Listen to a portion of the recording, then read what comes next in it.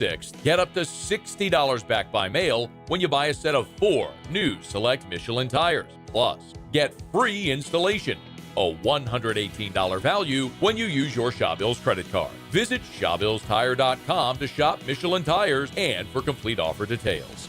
Shawbills, we keep you rolling. Offer expires November 6th. Void where prohibited. Subject to credit approval. Juggling work and family can be tough, especially while trying to find your perfect home. Hey, it's Antonio Cousin with Service First Real Estate, and we're here to help you find the right home that fits your lifestyle and budget. Look us up online, Service First Real Estate, the team that values relationships over transactions. Insurance companies have teams of professionals to fight your claim. If you want to know what your case is really worth, I'm Spencer Callahan. I'd like to help. Spencer Callahan is the one to see. Call 387-2323. LA filing number 16-7970. WNXX Jackson, KNXX Donaldsonville, and WDGL HD2 Baton Rouge. This hour brought to you by Spencer Callahan Injury Lawyers. LA 21-12681. Offices in Baton Rouge.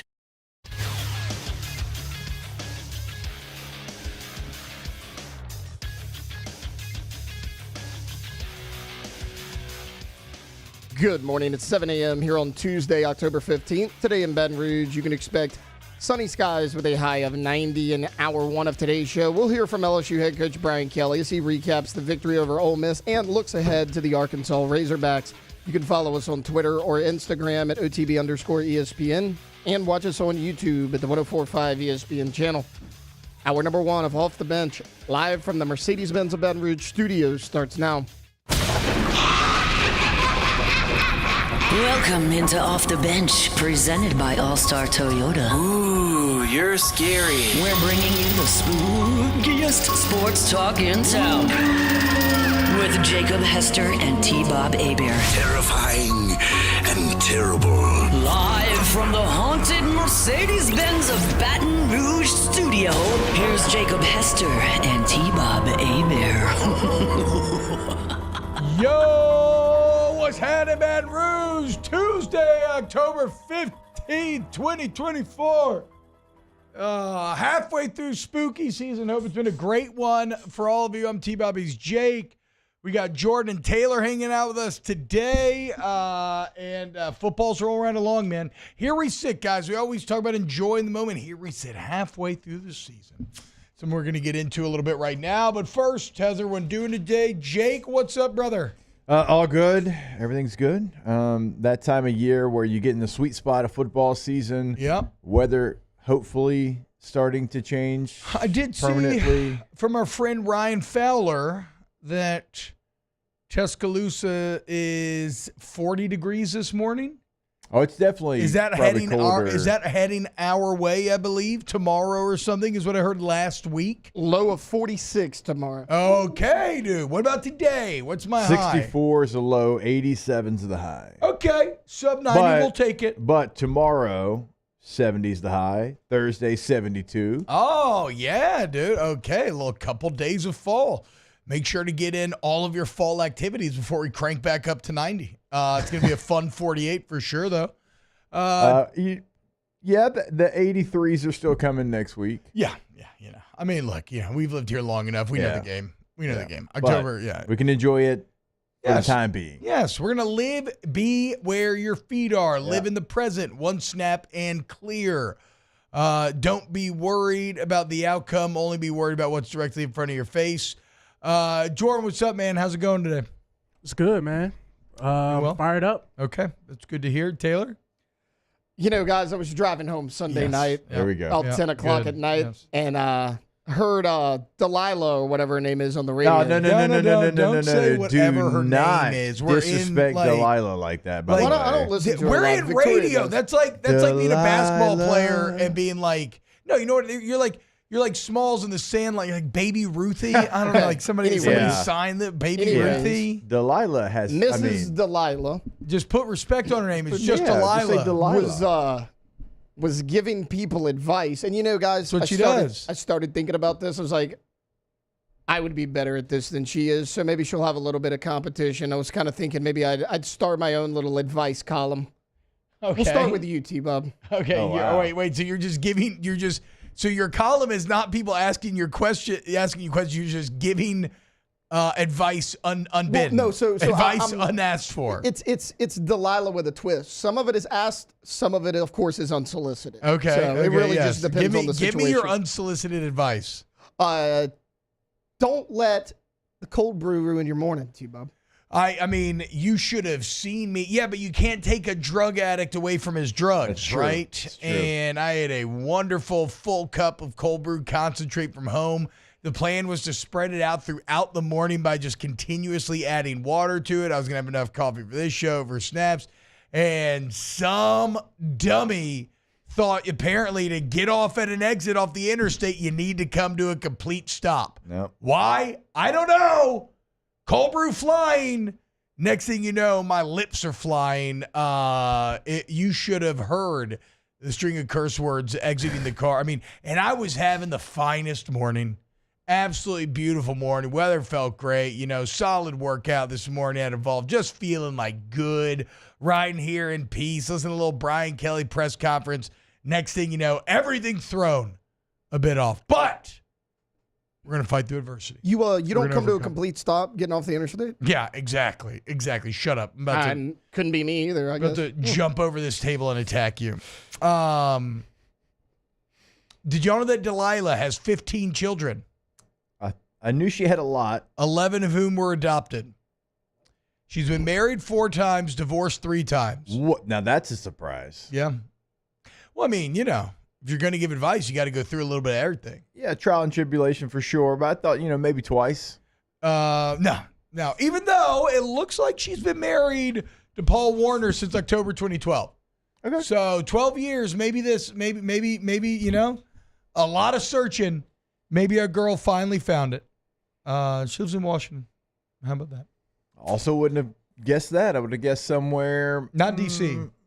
More the state. Oh, yeah. I feel like she's got Pacific Northwest vibes for really? Sure. Yeah. Okay. I would have guessed more Sleepless like in Seattle, like radio host kind of. I wonder is that based Tennessee, on Delilah? Kentucky, somewhere in there, because she has a lot of Southern callers. Either way, shout out to Delilah. A lot of life experience there. Jordan, do you know who Delilah is? No, I do not. Not at all. No idea who y'all So talking if I say about. Delilah, never heard of that. That does nothing for you. Wow. It's 2 Americas. They wrote a song about her. That is. It's a little bit of a generational divide, and it is that is the 2 Americas. That's a classic 2 Americas. All right. I think it's the generational more than anything. Yeah. I feel like it was definitely stronger when we were growing up.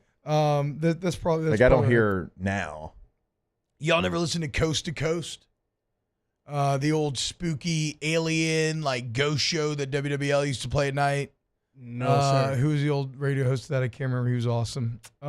Anyway, guys, so here we sit. It's October 15th, and we keep talking about enjoying the ride because why? We're halfway through the LSU football season, man. We done been through 6 games in a bye week, and we got 6 games in a bye week remaining. And so I think it's worth it's worth to really sit back and take stock of where you stand right now and how the first half of this season is gone. Right now, your LSU Tigers, 5-1, 8th in the country. 2-0 in the SEC, one of 3 undefeated SEC teams remaining. Do y'all know who leads the SEC right now? Texas A&M. That is correct. At 3-0 in conference, 5-1 overall. Texas currently number 2, 2-0. Then LSU 2-0. Those are the only. And let's take a look at these SEC standings. And we'll talk the AP Top 25 later as well because both are very indicative of this new era of college football, how fun it is, how wide open it is, how unexpected it is. So those are the only 3 teams undefeated in the SEC: Texas, Texas A&M, LSU. Obviously, with LSU and A&M, A&M playing Mississippi State this weekend, so in all likelihood they win that game. LSU definitely not a guarantee against Arkansas this weekend, but there's a chance that both teams will still be undefeated going into College Station. I always hate the A&M game. That's the game I dread the most every year because it's always some BS and it's always. I hate to use the term trap game, but it always feels like a trap game because LSU is always better than A&M, and then A&M finds some way, like the Moose Muhammad game a couple years back when we was at A&M, and Moose Muhammad just destroyed us. I think of isn't that the A-Chain game? I think of that as the A-Chain game. Yeah, I just remember that's like, when who they is just Moose Muhammad? I just kept saying that the whole game. You don't remember that's his the pops? A-Chain game, Yeah, I remember, dude. but I didn't know that was his son. They just ran over your ass though. That game they just, and it's right off the Alabama win. Yeah. Look, going Tiger Stadium A&M, meh. Going to College Station A&M, it's not been good. It's not been good as of late. But I don't want to talk A&M yet because, I mean, you got Sam Pittman in the Hog. Yeah, if you overlook Arkansas, woe be unto thee. Because this is kind of what I'm getting at with these crazy SEC standings. So that's the top three. Then it's Georgia at 3-1, Alabama 2-1, Tennessee 2-1. Then it's Arkansas at 2-1. Then it's Vanderbilt. Like right now, Arkansas, Vanderbilt, they're ahead of Mizzou, Ole Miss, Oklahoma, Florida. Auburn's right there with Mississippi State in the absolute bottom. Kentucky and South Carolina at the bottom at 1 and 3 piece. It's wild to see the teams that have risen and fallen thus far here in this early season. Who would have ever had Vanderbilt? What are they, 7th right now in the conference? Winners of 2 SEC games in a row, including beating Alabama 4-2 overall. Wow. Damn near 6-0. Heady times. Are we living in the end times? I think we're living in the good times when it comes to college football because, as we said, there's been a democratization of talent, a spreading out that has led to every team getting better because no longer are you completely ruined because you screwed up a position, and especially quarterback, especially quarterback. Vanderbilt very easily, by the way, could be tied with everybody at top. No, I know. For first. I know. I mean, that I know. overtime They game screwed up against Mizzou. Mizzou. And they had to also come back against Georgia State and then screwed that up at the very end. I'm just thinking about like conference games. The one they lost was in overtime on the road at Mizzou, in which they kind of gave it away. You look at the remaining schedule for LSU, they don't have a bottom feeder. They don't have Auburn. They don't have Mississippi State. I mean, they've got, not the top tier, but it's pretty close. Yeah. You're talking about going on the road to Arkansas and A&M. You're talking about Alabama at home. Then you got to go back on the road to Florida, who just took Tennessee to overtime. Then now Vanderbilt, that looks completely different. Now Oklahoma, we'll see where they're at. I still maintain you could not scare me about on the road at Florida if you'd have to, while you were talking to me about the game, you'd have to put a gun on me. Otherwise, I don't care. I think Florida sucks. I think Tennessee, the questions we got to be asking is Tennessee massively overrated? Did we crown them way too soon? Yes. So I've been sitting here bragging on this Tennessee defensive line, and Florida's O-line whooped that ass like it wasn't even close. They were pushing them around. Nico looks a little broken. Nico looks right now like he's in the spin cycle right now. He's lost it. He's lost what he had, the confidence that he had. He's making decisions later. He's having to wait for guys to come open instead of anticipating. Coordinators are doing a really nice job the last 2 weeks of confusing him too. Yeah, that's what I mean. And look, you always hear about it in the NFL more because it's a league that can adjust to an insane degree. But, I mean, that's the thing, right? You're a young player. You have early success. Teams eventually get enough data where they're like, what does he do well? Where does he struggle? They counterpunch, and then other teams will use the same counterpunch if it works, and then you have to counter the counter and so on and so forth. So it's part of Nico's growth. Like, Nico's still going to be good, but I think I'm guilty a bit of maybe thinking he was such a sure thing a bit too early on. Tennessee offensive line looked bad. Lance Hurd gave up one of the ugliest sacks you'll ever see in your entire life. So I don't know what's going on with Tennessee. It's all to say I don't fear Florida. That's not one of the teams on here. Even going to the Swamp, I don't fear Florida. No. You shouldn't. Like, I'm not talking about fearing people. I'm just saying there's not a bottom feeder left on your schedule. Like, there's, the teams that you play at least have some pulse, some life. You get Vandy. How about that? You've played Mississippi State more than you've played any other opponent, and you don't get them this year. Yeah, it would have been nice to have State and Auburn on the schedule this year, for sure. But Oklahoma could end up being a bottom feeder by all this time said and done, even though the defense is still going to be good. Whatever. We'll see how it plays out. But just know right now, how could you not be even with how it felt losing to USC week 1, 5th year in a row in which you lost the opening game, how could you not be objectively happy with where you sit? 5-1, undefeated in conference, right? So if you were going to lose one, and a lot of our schedule predictions, Jake, we had you at 5-1. Mm-hmm. A lot of it was a lot of USC Ole Miss, kind of both toss-ups. You win one, you lose one. You're 5-1 because you lost early. You've risen. You're 8th in the country, top of the SEC. Could not be better. But now you got to go finish the fight because the road is not only. I mean, the season may be halfway done, but the real road is just beginning. And it starts by going on the road back-to-back times, and first going to Fayetteville. A place that, what will the weather be this weekend? 68 degrees at kickoff. Perfect. Okay, beautiful. Beautiful. As long as there's no just weird Arkansas cold front moving in. I mean, that's unbelievable. But a place that can get really sketchy really fast. Taylon Green, one of the better playmaking quarterbacks in the entire conference. Jaquindon Jackson, one of the best running backs in the entire conference. Landon Jackson, defensively, one of the best edge defenders in the entire conference.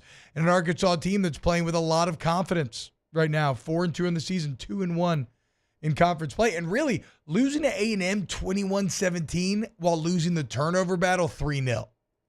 So, now granted, it wasn't Connor Wigman playing well A&M, which seems to be a different A&M, but it's a good Arkansas team. They believe they're coming off a bye. And you best believe old Bobby P. remembers coming here in 2011, top 5 team, thinking this is going to be, Arkansas national championship dreams dancing through his head, only for you to shut him down, and now he gets a chance for revenge. So do not take the Hogs lightly this weekend. It's a script we've seen play out it's an all too familiar sort of situation. And I got to see, can you handle success? You know who did not? Alabama. You know who did? Vanderbilt. In theory, LSU's process-oriented approach that Brian Kelly has developed through the years should be very good at turning the page, getting ready for the next game and not resting on your laurels. But this is a young team with a lot of young players that just played the game of their lives in Tiger Stadium at home Saturday night. Massive win and everything, Jake. I think the real test here is handling success and locking back in for a road trip to Arkansas with a Hog team that's coming off a bye. I would show a highlight tape of all the times that you're talking about where LSU has fallen to Arkansas when they shouldn't have. Yeah, 2-3 against them. 2007 would certainly be one of those. 2010. We could go on and on. LSU fans remember, was it 2014 that I believe you went up there and got blanked? You know what? Yeah, that was I think they rushed the field because they hadn't won a it. game since Moby Dick was a minnow. They hadn't won a conference game in 2 years. 31-0? 17-0. Never forget it, because that Friday night I went to a Pelicans-Timberwolves game, and the Pelicans scored 132 or something. And the next day, LSU had 119 total yards. Yeah, it was like bad. the Pelicans literally scored more points in an NBA game than LSU had yards in a football game. Yeah. So yeah, that was Bert's first SEC win. The point is, this game's always tricky, always sketchy. So you better come correct. You know what game stands out to me more than any? And it was a recent one. It's one that you won. But it's 2 years ago when Arkansas is bad and KJ Jefferson's hurt. They don't have, they legitimately did not have a quarterback. Yeah. Harold Perkins is in God mode, and you still only won by 3 and easily could have lost that game. There was no way in hell I would have ever, I would have bet a lot of money that game was just going to be an absolute blow. It made no sense, and yet here it is. So this is definitely last year's game. Last year, Arkansas wasn't great, and you had the Heisman Trophy winner, and he had to go make every play possible to win 34-31. Oh, man, I actually don't even remember that as much. Yeah, they were letting KJ Jefferson go off. Yeah, that defense really was pretty kind last year. There were 2 opponents. They were the get-right game. Yeah. It was funny. Brian Kelly in his press conference yesterday basically had one kind of offhand line where he's, somehow defense doing better, and he's like, "Last year we just didn't tackle anyone, just didn't. Just like no, we couldn't make a tackle." I was like, "Yeah, that's yeah." Because normally when he talks about last year, he approaches it with a bit more of like a political touch. He doesn't just like crap on last year's defense. That was like kind of a quick little peek into some of his true feelings on how last year went in that regard. If it wasn't for the 21 game, you lost that one, you would have had 8 victories in a row over Arkansas. 21, remember, Nuss comes in for Max Johnson after the first series.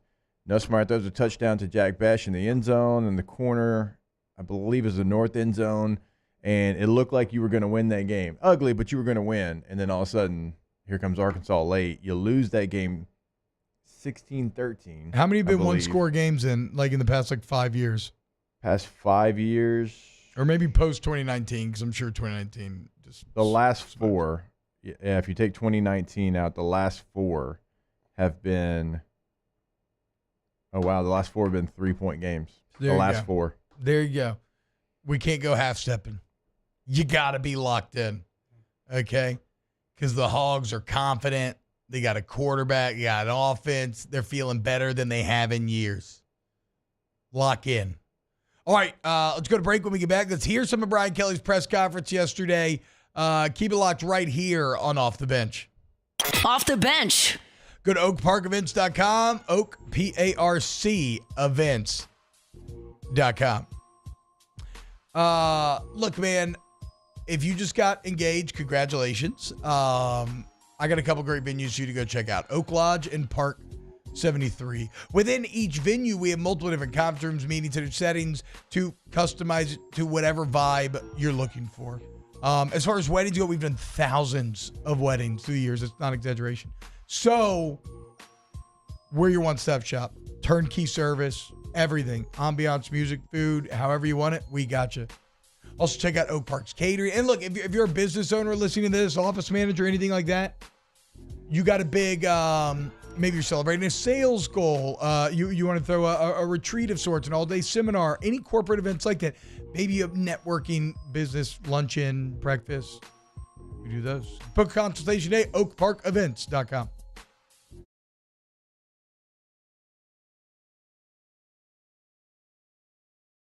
Extraordinary for those willing to go further, like vans customized for work or play, with safety and tech to keep you connected, supported by a 5-star sales, service, and finance team, and backed by the 1-star you know. So go the extra mile. It's never crowded because so few have what it takes to go there. Mercedes-Benz Vans. Gulf Coast Office Products is a nationally recognized Savin office equipment dealer based right here in Louisiana. Over 100 employees strong, Gulf Coast has the boots on the ground to support all vertical markets, from education, engineering, legal, and finance. With the latest in office technology, from desktop to production segment units, Gulf Coast and Savin have the perfect fit for you. Call 225-756-2644. That's 756-2644 for Gulf Coast Office Products. I've been doing business with Luba for 25 years. They're dependable, trustworthy. It's just the attention to detail with our clients. Our folks have years and years of experience. They're highly trained professionals, but many companies have that asset. What I'd like to think makes Luba a bit different is that we use those talents in a way that truly is dedicated to serving the needs of the folks who depend on us.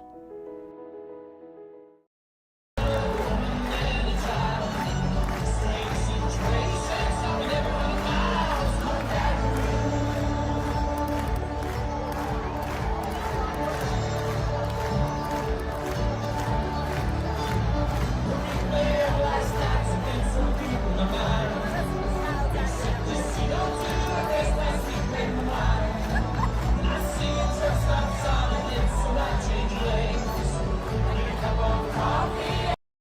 Dylan Cruz here to tell you about Six Rings Baseball and Softball Camp. If you live on the North Shore and play ball, go to Six Rings Camps with former LSU assistant coach Dan Canaveri. His knowledge is second to none, and your child will improve and have fun doing it. Camps were held at Coquille Park and Six Rings Academy in Covington with 4 sessions over the summer. Full day and morning only sessions are available from ages 7 to 13. Go to sixringsbaseball.com or call 985-206-9096. Learn the game to love the game. Breck teamed up to reimagine your parks, and you imagined big. With your help, we went to work, creating 12 beautiful community parks across the parish. A family-sized water park, miles and miles of trails, and parks just for your dogs. There are more places to splash, to explore, to run wild, and even soar. You imagined, we delivered.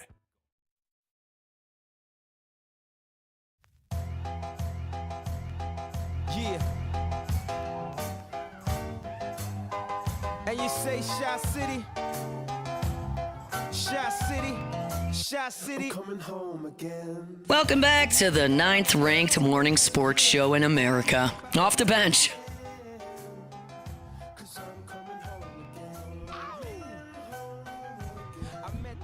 With Hen and y'all, welcome back. OTB, Team Up Jake Jordan, hey, hanging out with you this morning. Congratulations. Oh, son. Abrupt. Congratulations to the to a couple of LSU Tigers. Not a couple. No, a lot of them. A few, right? Would you say 3 is a few? Yeah.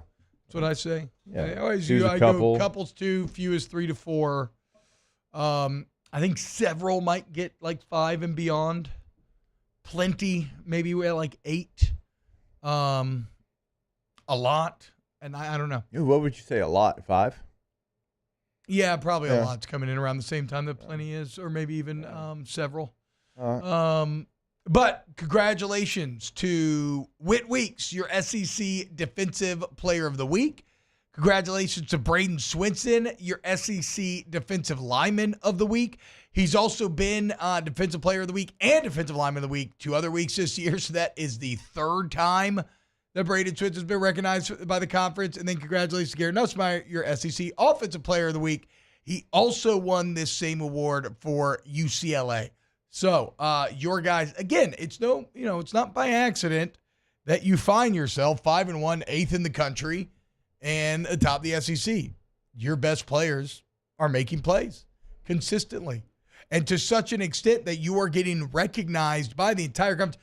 Think about all the good pass rushers in this league, all the good defensive linemen, and then understand that Braden Swinson is taking home awards 3 out of 6 games, guys. Yeah. He's only played 6, and he's taken home the award 3 times. Give that man his roses. Awesome. Also, for some reason, I didn't even realize that final touchdown drive tied up was 13 plays. I mean, you kind of knew it because the 4th downs and the 3rd and 10, but 13 plays, 75 yards. Yeah, baby. That'll get you Player of the Week for sure. So congratulations to those guys. And congrats to Whit Weeks, his first ever, I believe. Yeah. Probably is. I would think so. Yeah. There was a funny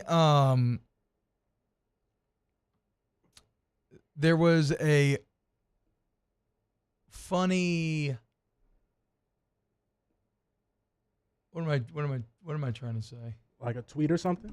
I don't even remember.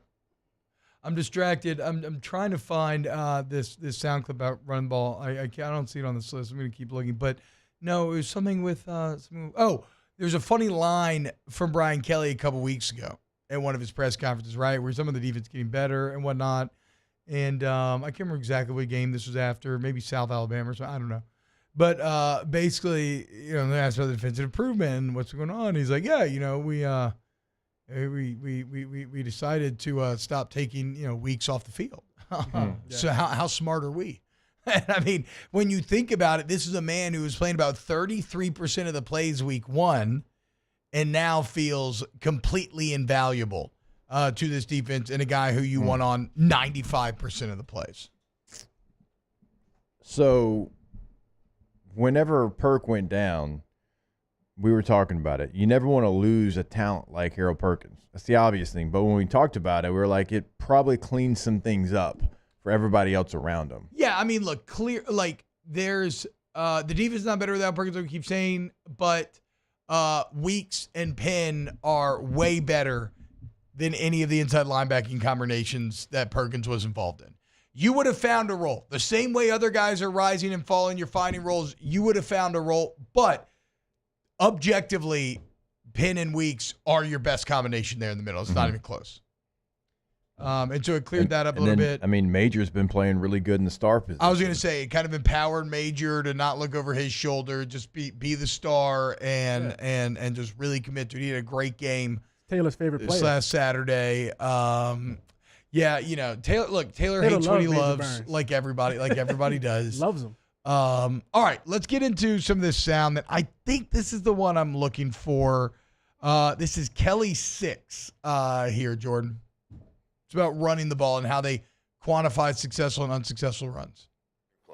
And we break down the running plays as a successful running play is 4 yards or more, or a first down in a critical down. For example, if it's 3rd and 1, you get a yard, that's a successful play. So we had 9 successful plays, 10 unsuccessful plays, and then what we call 4 plays which were a wash. In other words, they were 3.8 yards or 3.9 yards, and we considered them a wash on those plays. The unsuccessful plays were across the board. It was not pushing and cracking a safety. It was the quarterback not getting us into the right play. It was the running back not reading the correct hole and hitting it the right way. It was the tight end not reaching the end instead of blocking it off and not allowing it to stretch on the outside zone. My point being, it's a little bit of everything. We're not in sync with all of our guys coming together as one in the running game. And we just have to do a better job coaching it across all the fronts. We want about a 65% successful rate in the run game. We're not there, and we've got to get there to be the kind of offense we want to be. So sub 50 this game, I maintain a lot of it is because of Ole Miss's the talent of their interior D line. But Jake, I saw you grimace in agreement. Wow, that was supposed to be off when air. he was talking about the. They were sitting there. They weren't showing us. You're bringing that on air. No. That was no. That's not true. They were showing Brian Kelly's guys. face. He's doing a bit. I know we weren't technically on camera, but I know that was not. This is a bit you're doing now. Stop it. I know this is not Look a at bit. that smile on your Your face. main man selling you out. I mean, no, that is not true. Can't believe it. As Why would our I show running his back face? expert, No, I want you to tell us what did you see out of the backs as to like when were these plays or what plays was it like zone scheme, gap scheme? No, like there was a couple of plays, and I would say 5. So whatever. What did we say that was going to be? What was 5 going to be? A lot. What? Oh, yeah. Plenty. Yeah, I said plenty. Plenty of plays where it was on the running back. Really? 5. Okay. And maybe we can pull at least one of them today because I don't even remember which running back it was. It's kind of hard to chart during the game, but there's a play to be made there, and I don't even necessarily like wholly fault them for. There's 3 yards, and they're like, I'm gonna get these 3 yards. Yeah. Instead of maybe searching for something a little bit bigger, because sometimes that can get you in trouble. But there was a couple of plays that if you just have a little bit more patience, you pick your head up just a little bit longer, it's going to be a 9-yard run. So that all has to come together. You're at a point in the season where that has to start to come together. It's not all going to be on the offensive line. Certainly, is there things they can do better? Yeah. Tight ends, absolutely can do better in the run game. But also the running backs, they got to shoulder some of it. Well, and again, this isn't to attack the backs. This is on the other side of this break. There's another quote that I want to get to about this where Kelly's speaking on this exact thing. Everybody wants to paint it as just O-line, but as he said right there, right, it's the quarterbacks maybe not checking in the right play, right receivers. Like, is LSU's inability to run it as consistently as they like, according to Coach Kelly, remains a bit of a team issue. How do you solve it? We'll get to that next here on OTB. Off the bench. Tommy's Windows, Doors, and Siding. You can probably guess from the company name, right? You need hardy plank or vinyl siding, wood or vinyl windows. You need any type of door you need to check out Tommy's. You can go to GEAUXTommys.com. That's GEAUXTommys.com. You can call 225-250-8808. And when you work with Tommy's, you are going to see the difference clearly, okay? And when you're talking about vinyl windows, you're like, why, T-Bob? Well, you're actually going to save money in the long run, right? Because they're more energy efficient. They lower your bills, your cooling bills, your electric bills. And in doing so, they pay for themselves over time. So make them a bid on your next project. Go to GEAUXTommys.com. GoTommys.com is the website, and you can find a full gallery of work that they can do for you. But I always tell you, just remember, they can do any custom job that you might have in your head as well. So go to the website today, get everything scheduled up at GoTommys.com.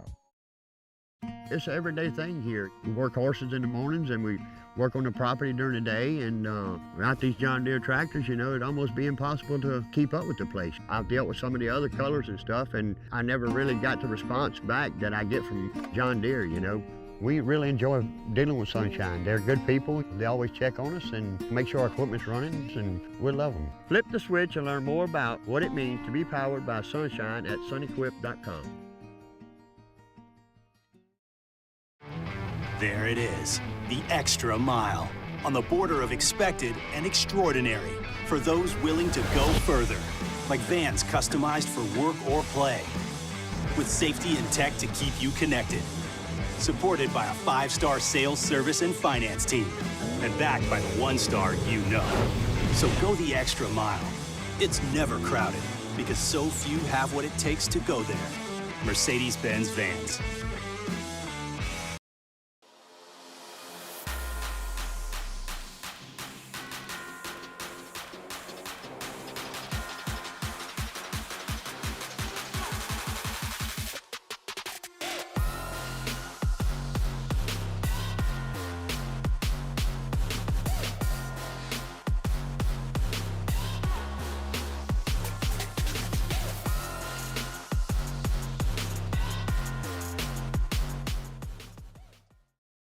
Electricity is all around us, and our families depend on it.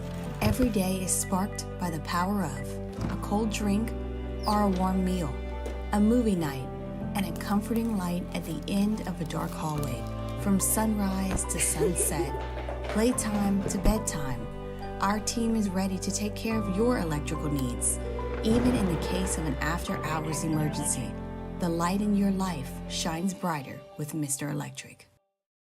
Hey, it's Matt Moscona. For years, you've heard me tell you about Insurance Network of Louisiana, helping you find better coverage for less money. But it's not just for your home and auto. They also offer commercial property. So, retail stores, professional offices like doctors, dentists, attorneys, clothing boutiques. Insurance Network of Louisiana can find you better coverage for less money. They service the entire state of Louisiana, and they're local. So call today at 293-0450 or lainsurance.net.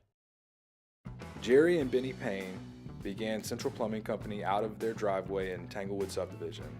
50 years later and 4 generations down the road, we continue to serve Baton Rouge and the surrounding areas for all of their plumbing needs. Residential, commercial, industrial, or hospitality, Central Plumbing is here 24/7, 365. We want to thank our customers, family, and friends for 50 years of success. Every day I'm hustling, hustling, hustling, hustling, hustling, hustling, hustling, hustling, hustling, hustling, hustling. Every day I'm hustling, every day I'm hustling, every day. Welcome back to the 9th-ranked morning sports show in America. Off the bench. Hey, welcome back. OTB. All right, so we're talking about running the ball. Brian Kelly maintaining that, look, it is not just an O-line issue. It's beyond that. They want a 65% success rate is interesting. I think it's a great way of quantifying. I hadn't really considered that before. And, of course, successful run is going to be 4 yards or a conversion of a sort. This last game coming in sub 50%.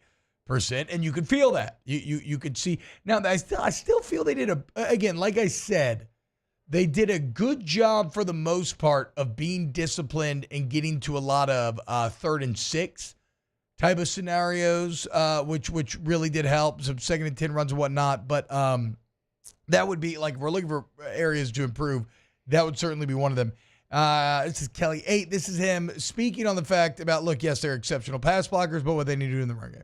We're exceptional pass blockers. We need to be exceptional run blockers too, and we're capable of doing that. But we need some help. You know, as I mentioned, that offensive line needs some assistance on some perimeter things. They need some assistance when, you know, we're running a read play and we pull the ball out of the quarterback's hands.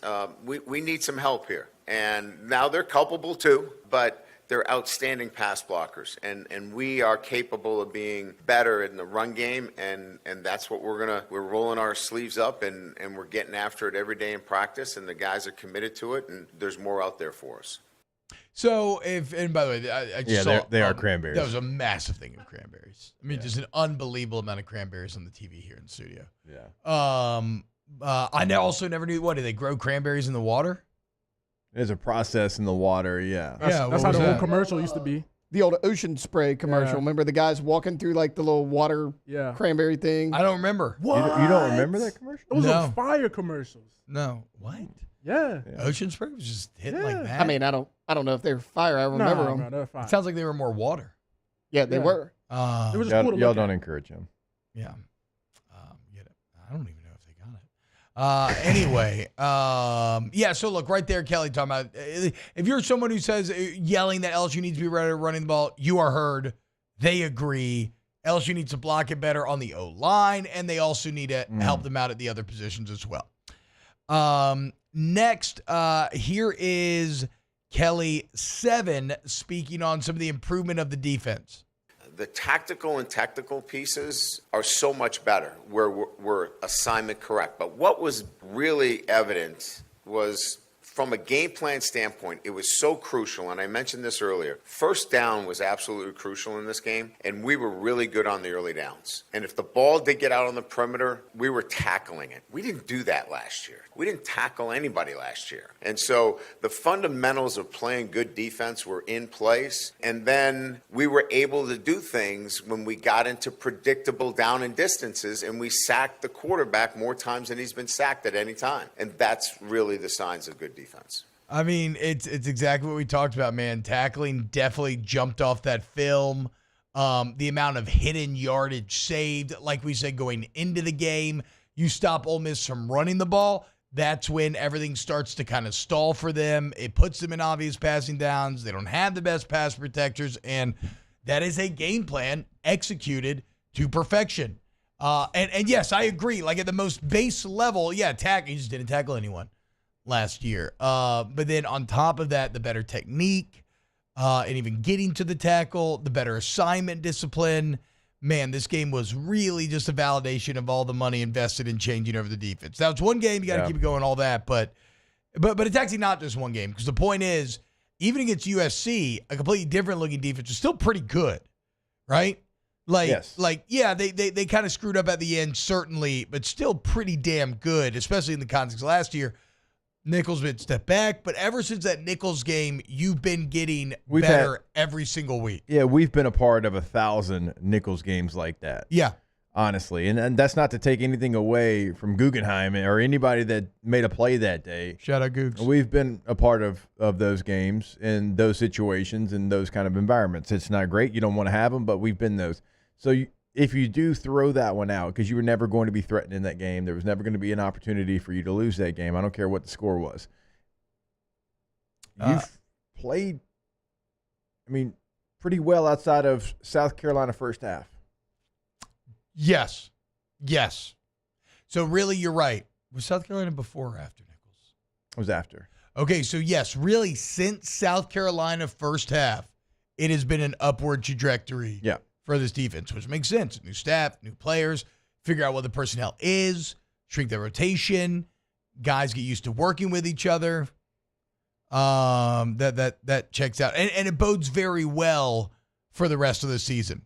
It's crazy to me that you're having this much success and you lost Jacoby and Guillory and Harold Perkins. That really is a sign of how well this team is coached. Those defensive tackles, the ones that are playing, don't know any better. Fighting, bro. You know what I mean? Like they're just out there, young fellas. First time that they've played in college football, true freshmen, for some of those guys, and they're just fighting. And Gio Paya is fighting. That's what I'm saying. Paya's a war daddy. He's Yeah, a war that's a daddy. vet. That's a vet who's out there, I think, loving the coaching of Bo Davis, learning some new tricks and tips. But, yeah, one thing I don't worry about with Gio Paya is the effort. Oh, war I daddy. mean, that man is diving. And then it helps constantly trying to make plays. with the edges being as good as they are right now because they require extra a lot of attention. attention. Yeah. The edge is just so, and Paris Shan. I mean, he looks huge and good in the middle. Yeah, and he hadn't played that much defense before last week. No. I mean, he played certainly here and there, but he was on the punt team. And you would think, I mean, look, with how well he played, especially against the run, like he's got to be in the lineup again this weekend. Oh, for sure with what Arkansas wants to get done. Yeah. Yes, I mean, you got Jackson back there. We know Green can run the football. I mean, Green's somebody that he's only thrown 5 touchdown passes this year. Which is crazy. I feel like a lot of those came in Oklahoma State. Still, don't sleep on Taylor Green. Don't sleep on Taylor Green. I'm saying, but he's a true dual threat, though. Yes, he's a true dual threat, and if he doesn't make mistakes, Arkansas is a top 25 team. Which I know that sounds like that's like a big if, right? But when he plays clean, Arkansas is a top 25 team. When he doesn't, that's when they can get into trouble. All right, let's go ahead and close out the hour next. As we will learn what Death Valley can do to a man. And I still got a couple more Kelly bits that I want to get to. We got OTB Mailbag coming up next hour. Look at the top 25, maybe one of the greatest sports pictures of all time. Look at this. They're called cranberry bogs. Shout out Elise. Cranberry bogs. They're apparently all around New England. All right, when we get back, more OTB. Definitely knew that. Off the bench. All-Star Toyota Baton Rouge, All-Star Toyota of BatonRouge.com. Oh, look at that. They're in Massachusetts. So there you go. Oh, hey. Go to All-Star Toyota Baton Rouge. Is that Canadian? I guess it's pretty close to Canada. Pretty close. Fair. It's, I mean, it's basically right the there. same thing. I agree. I mean, you whisper to Canada, probably. I agree. You know? That's true. You go to All-Star Toyota if you're looking to buy new, maybe a Toyota certified used vehicle. Whatever the case is, man. If you're even least like, maybe you just have a number. You're like, okay, this is what I can afford. And now what are my options? Let the sales team at All-Star guide you. Or you can go check out for yourself All-Star Toyota of BatonRouge.com and start to look at some of the incredible deals we got on 24s and 25s. A lot of spooky holiday deals going down as well. Check them out. All-Star Toyota Baton Rouge, All-Star Toyota of BatonRouge.com. Go to the website today to rent your Toyota. Upcoming trip, Fayetteville, College Station, All-Star Toyota of BatonRouge.com. Bayou Chrysler Dodge Jeep Ram has back-to-school savings like $16,000 off 25 Ram 1500 trucks. We're open for business in our beautiful new showroom and taking $16,000 off. All new Bayou vehicles come with a complimentary extended warranty. The crew at Bayou Automotive is going to do right by you. When it comes to ending cancer, we push forward, always working together for you. That's why our cancer experts at Ochsner have clinically integrated with MD Anderson Cancer Center. This means advanced cancer care, including access to life-saving clinical trials and integrating care to treat the whole you. Introducing Ochsner MD Anderson Cancer Center. Long live you. It's no secret. The best oysters in Baton Rouge are at Jolie Pearl Oyster Bar. Enjoy mouth-watering South Louisiana flavor and oysters from all over the country. And don't forget our nightly drink specials.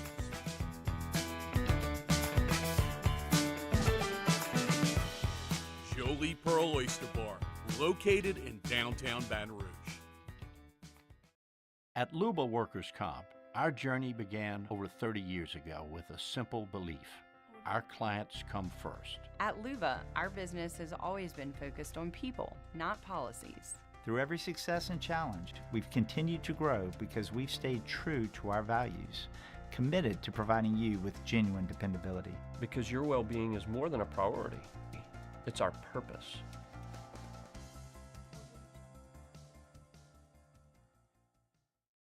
Gulf Coast Office Products is a nationally recognized Savin office equipment dealer based right here in Louisiana. Over 100 employees strong, Gulf Coast has the boots on the ground to support all vertical markets, from education, engineering, legal, and finance. With the latest in office technology, from desktop to production segment units, Gulf Coast and Savin have the perfect fit for you. Call 225-756-2644. That's 756-2644 for Gulf Coast Office Products.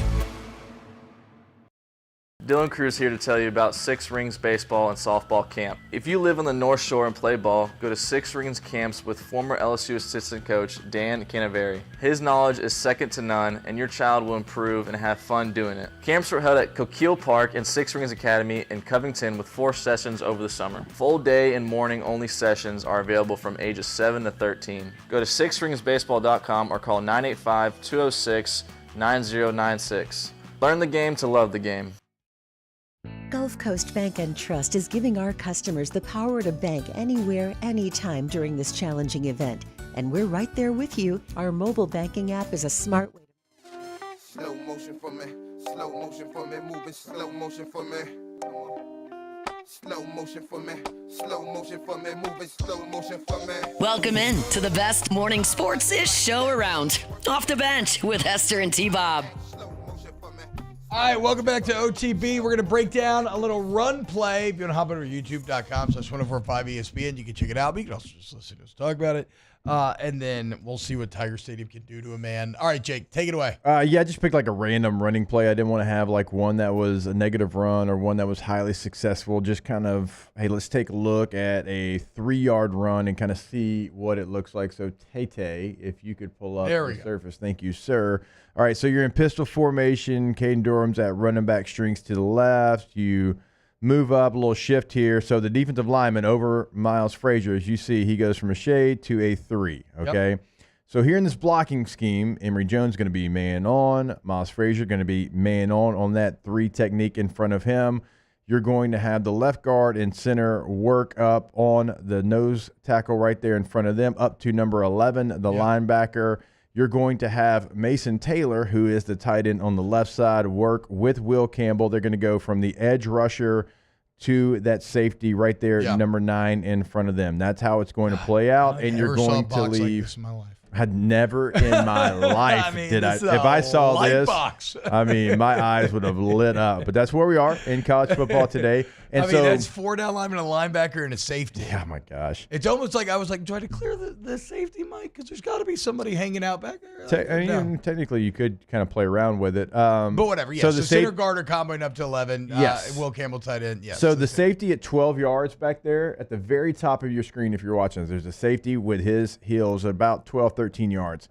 That's the backs. Yeah, the back's got to be the back's got to make him miss if he wants to hit a big play, okay? So as we go, okay, well, you've got your double team right there between the left guard and center. Nice job. Hats are in the right placement. Some interesting movement. It looks like, what are they playing? A little game with the D lineman on the front side, kind of slanting in, and then the backside 3 technique looping around him. So remember, LSU struggled a little bit when both of the defensive tackles were slanting. Was that South Carolina? Yeah, a lot of movement. And then they moved to zone blocking and just duck walking and sorting it out and everything.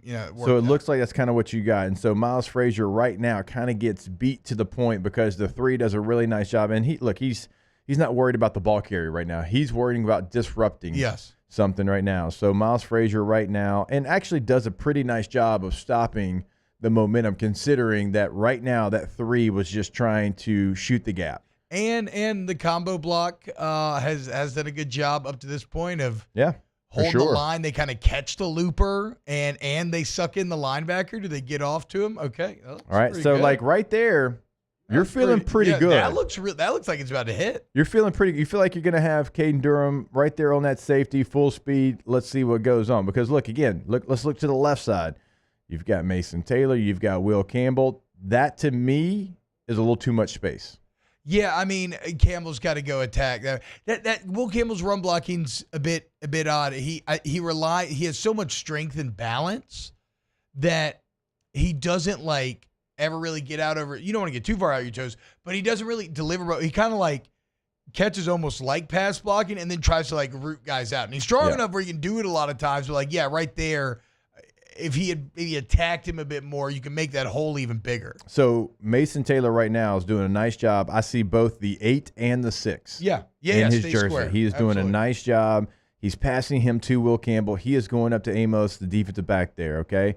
So right here, man, you're feeling good. Yeah. You're feeling really good about the run. And so this is what Brian Kelly and the staff, this is what they see. They see the ball carriers got the ball. You've got a wall built between your left guard, your center, your right guard, and your right tackle. You've got man on man over here, 86 and 66 on their two guys, okay?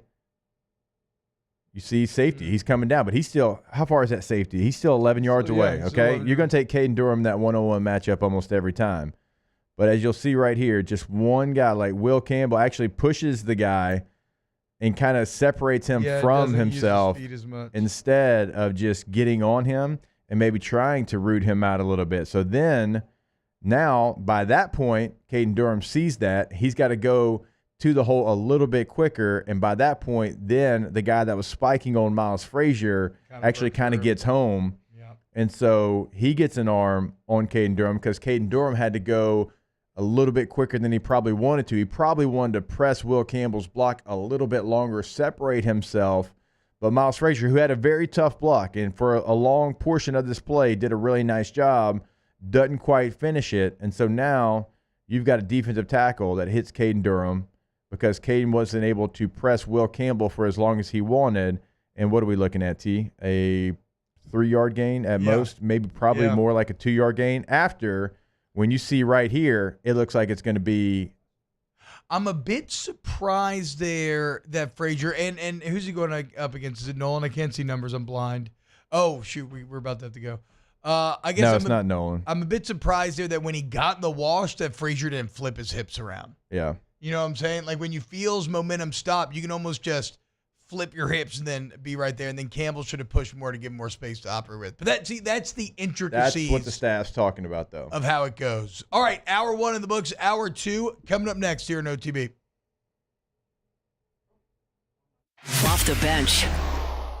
All right. Goodwood Men's Sexual Wellness. YourGoodwood.com. We're no longer settling for mediocrity, guys.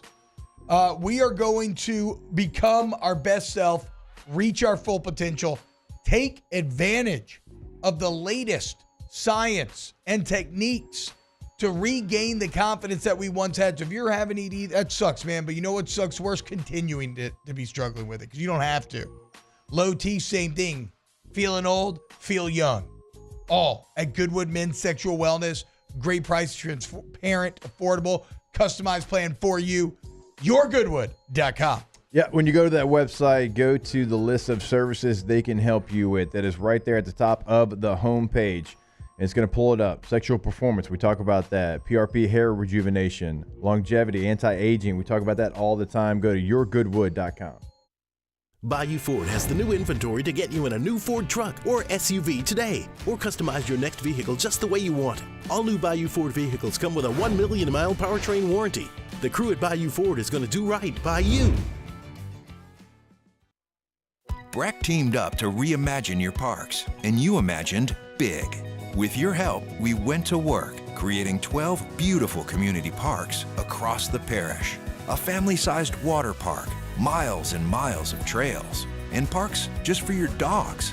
There are more places to splash, to explore, to run wild, and even soar. You imagined, we delivered. Gold. Breck, your #1 park system in the nation.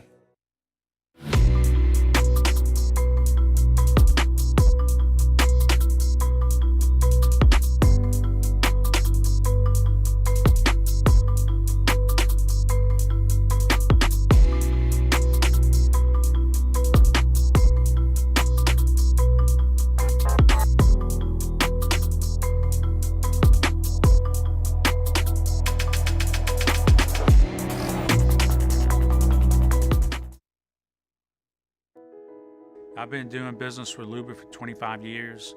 They're dependable, trustworthy. It's just the attention to detail with our clients. Our folks have years and years of experience. They're highly trained professionals. But many companies have that asset. What I'd like to think makes Luba a bit different is that we use those talents in a way that truly is dedicated to serving the needs of the folks who depend on us. There it is, the extra mile, on the border of expected and extraordinary for those willing to go further, like vans customized for work or play, with safety and tech to keep you connected, supported by a 5-star sales, service, and finance team, and backed by the 1-star you know.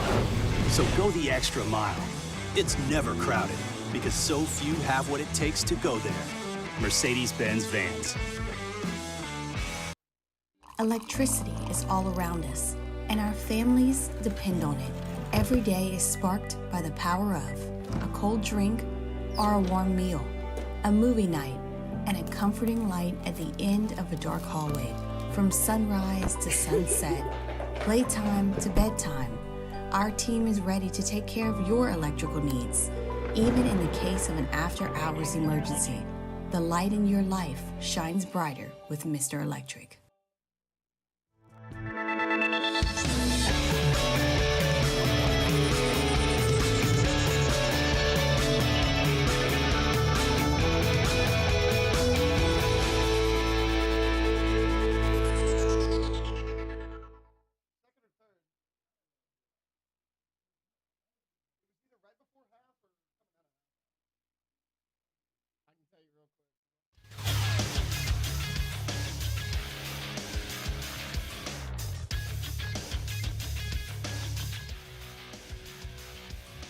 Good morning. It's 8 a.m. here on Tuesday, October 15th. Today in Baton Rouge, expect sunny skies with a high of 88 in hour 2 of today's show. We'll continue to break down the LSU Tigers, and we'll look at the new polls for top 25 of college football. You can follow us on Twitter or Instagram at OTB_ESPN and watch us on YouTube at the 104.5 ESPN channel. Hour number 2 of Off the Bench, live from the Mercedes-Benz of Baton Rouge studios, starts now. Welcome into Off the Bench, presented by All-Star Toyota. Come in if you dare. We're bringing you the spookiest sports talk in town. With Jacob Hester and T-Bob Hebert. Aren't you scared? Live from the haunted Mercedes-Benz of Baton Rouge studio, here's Jacob Hester and T-Bob Hebert. Yo, what's happening, y'all? Welcome in.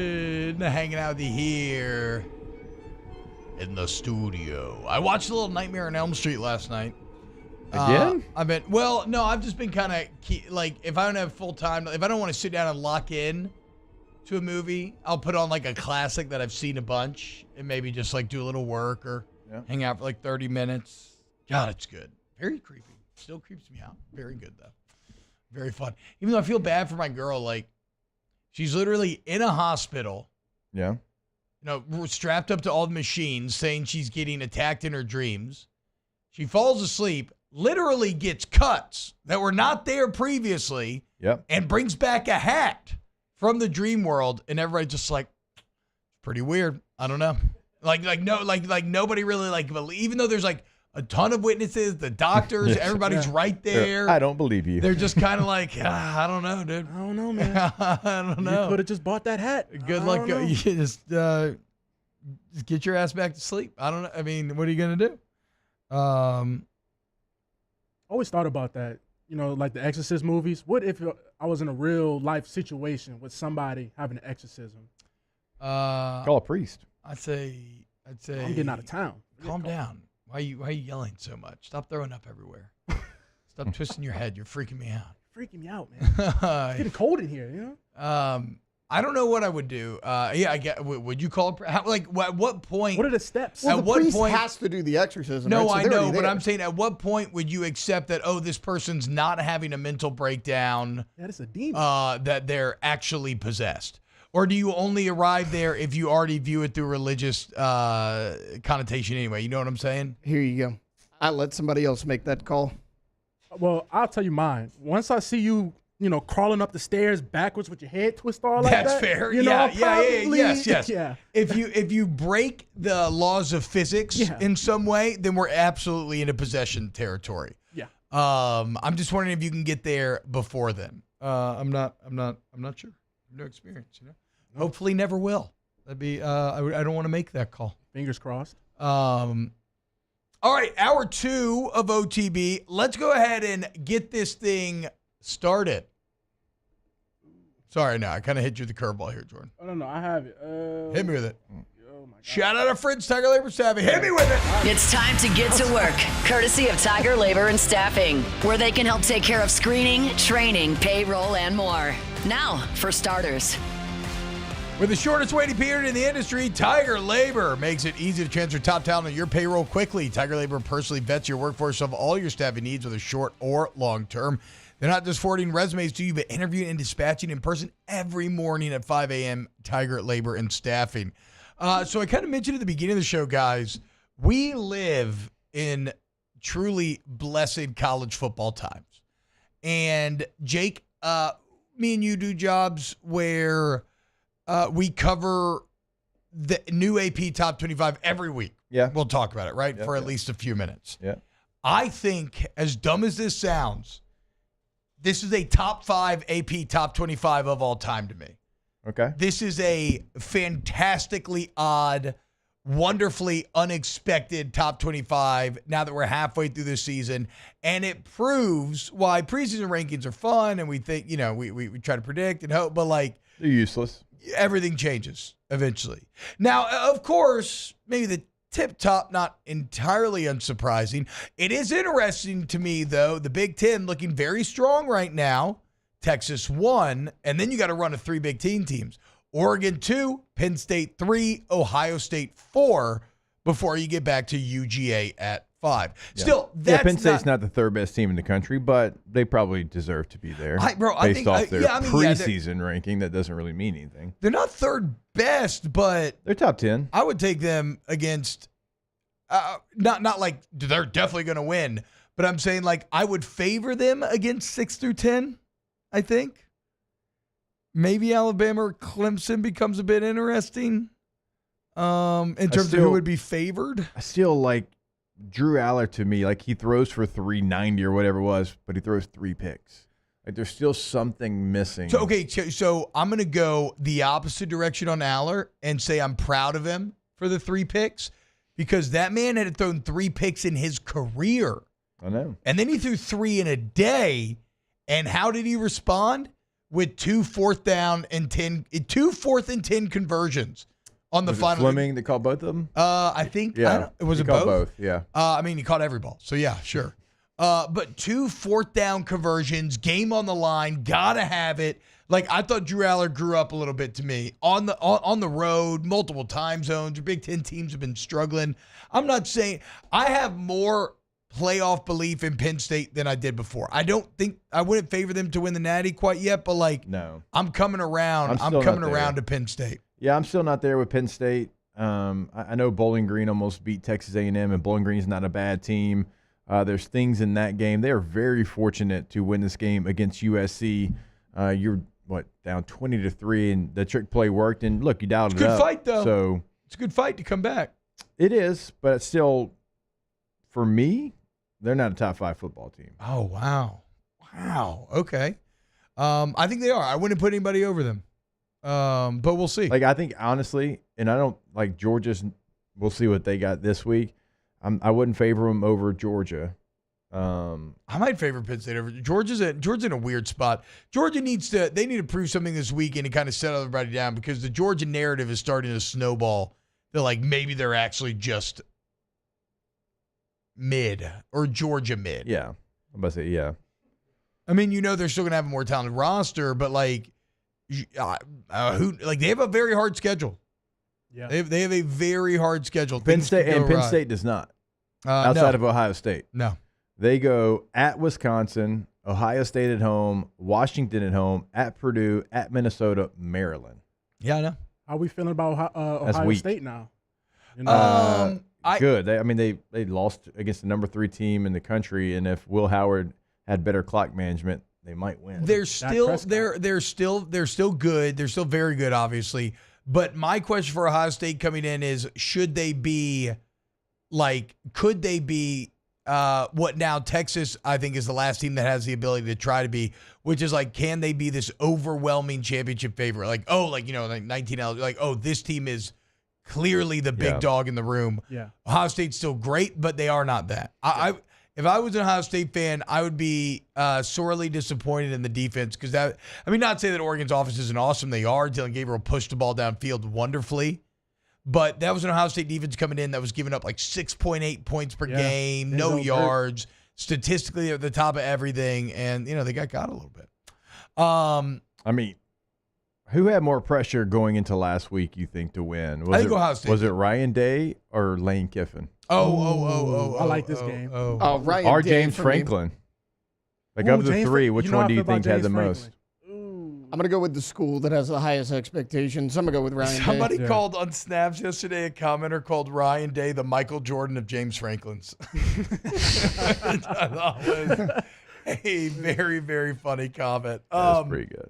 I think Lane, so I think Lane had the most pressure because the $20 million of investment isn't going anywhere at Ohio State. I'm sure it might lessen a little bit, whatever, right? Investment isn't going anywhere. I'm just saying the people they weren't happy with Ryan Day, and I don't agree with it at all. The only teams he's lost to now is Michigan and Oregon. Yeah. Both twice, if I'm not mistaken, in the regular season.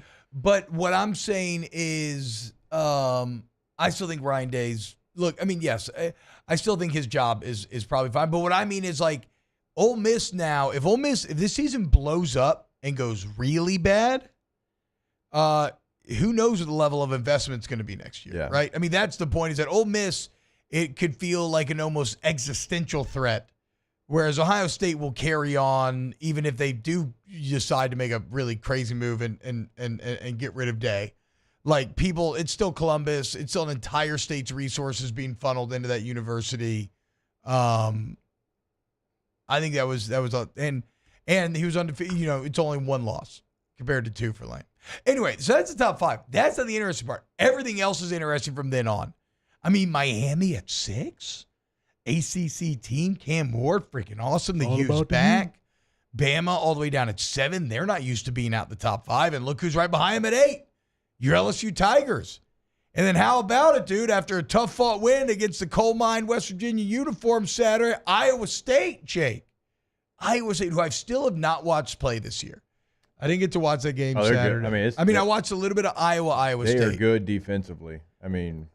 Really good defensively. Iowa State 9, Clemson 10, and a legitimate 10. Not like a preseason ranking 10. Yeah. They had to claw their way back to 10. Yeah, look, Klubnik's playing his ass off. It hurts, but Clemson's alive. And now you have a Tennessee team at 11 that is like Notre Dame 12. That's kind of not surprised those aren't. But then BYU 13. Mormons. I think BYU's better than 13, to be honest with you. You put them top 10? I would. Wow. I would. Have you watched them? I saw the not the Arkansas game, the Kansas State game. They like that SMU. How good does that SMU victory look for BYU right now? Yeah, I agree. Look, SMU, one of the 21 here. And really, from BYU on, it gets awesome. This is when really we see preseason stuff doesn't matter. BYU 13, A&M 14, that's not the most surprising, even though I do love how that would potentially set up if both LSU and A&M win. You could be talking about, definitely top 15 matchup. Yeah. Maybe even better. But then you get to Boise at 15, Ashton Genty. They lose Taylor Green, still 15 because they got the best running back in the country. Kurt Signetti has Indiana at 16 halfway through a football season. In Kansas State, Ole Miss, Mizzou. But then Pitt, Eli Holstein's got Pitt at 20. Team nobody was 3-9 last year.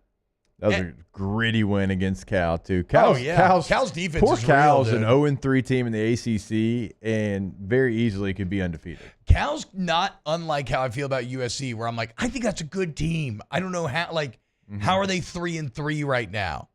And I don't know what Cal's overall record is, but yeah, they're good. They're in all of these games. But then the final 5, SMU, Illinois, Army, Michigan, Navy. That's an awesome top 25, dude. And it just shows you how different things are, what they play. It shows you the democratization of college football. Army, Navy, we said it yesterday, first time both in the top 25 since 1960. Damn. That's first time that they have been undefeated. Wake up, Taylor. Undefeated at this point. Pathetic. Hey, get it on. Jesus Christ. Yeah, weak. The first time they've been undefeated at this point since 1945. Let's go. A couple of not that long after World War II. So Taylor, give me an Army-Navy take.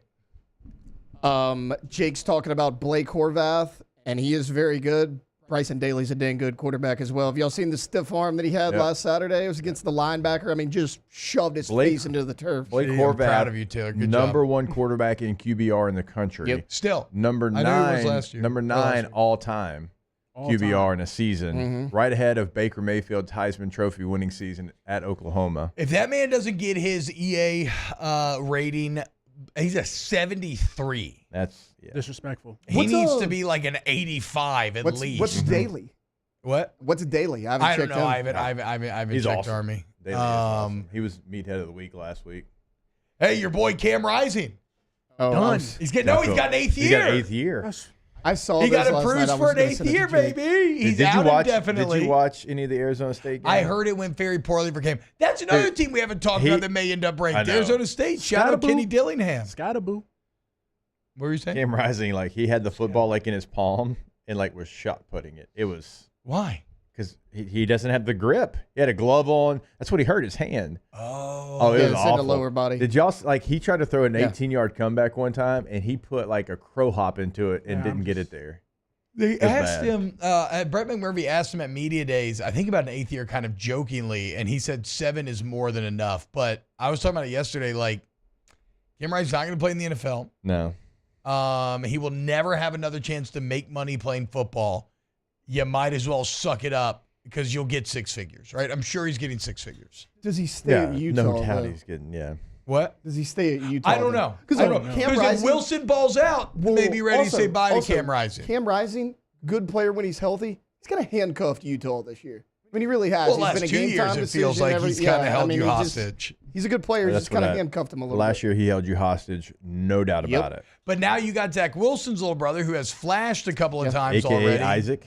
I think you. I think you. Yeah, I think there's a chance that you kind of shuttle him out. Mm-hmm. A little bit like Dylan Gabriel, only without like the crazy part about Oklahoma and Gabriel deciding to part ways like that is Gabriel was like leading the Big 12 in every category. So I saw an Oklahoma fan.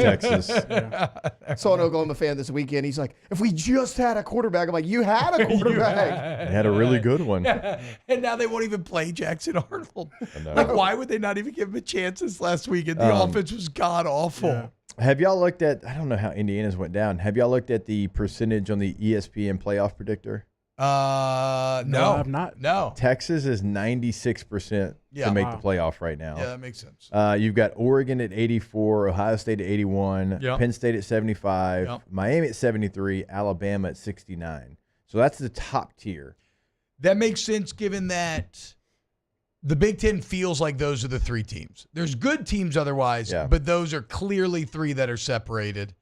And then Miami, if ACC. Yeah, ACC favorite, and the ACC can maybe sneak 2 teams in, depending. I mean, Miami's passed some of the tests here early on, like Clemson and Clemson could have a chance to get in, maybe. Well, the second tier is Georgia, Notre Dame, Iowa State, Indiana, Boise State, Tennessee. Damn, no LSU love. Oh, no, LSU still ways away from, like Tennessee ends that tier with 46%. Huh. LSU barely went up any from last week. Well, it's because their remaining schedule is really tough. Like we Yeah. were talking about it yesterday. It said the broadcast said with a loss, Ole Miss had a 25% chance to make it. With a loss, LSU only had an 8% chance to make it because the remaining schedule is so tough. Yeah. So then you go to the third tier, which is Clemson, Texas A&M, BYU, SMU, then LSU, then Army. LSU's only got a 26% chance. I think it was 16% last week. Damn. Ole Miss, who they beat, still has a 24% chance to make So it. Ole Miss plays nobody down the No, stretch. there. Ole Miss plays Georgia and they still, I don't know. one more. I think Georgia's the only one that I think they won't be favored in. I can't remember. They got one more. Other top one off the top. They got one more game, but like for Notre Dame to be 57%, and just losing Benjamin Morrison for the season it yesterday. lost to factors NIU, and they better thank the service academies for giving them any juice on their schedule left. Yeah, true. Because Florida State is cheeks. You've got USC, who by that point, who knows how many losses they have. And I agree with T. I think they're a good team, but they've got 3 losses already. They are going to make the playoff potentially because of Army and Navy. Ole Miss is Oklahoma, not this weekend, but next. And that's at home, though. Then these are all games that I could see them losing, but they are. I mean, outside of Georgia at home, it's at Arkansas, at Florida, home Mississippi State. Okay. They should win those games. Yeah. But we will see that Oklahoma defense is going to get after that Ole Miss offense. I don't think that Oklahoma offense will be able to do anything, but whatever. That's the thing. You got to have an offense, I think, to beat Ole Miss. I would agree with that. And Oklahoma does not. God, for Brent Venables.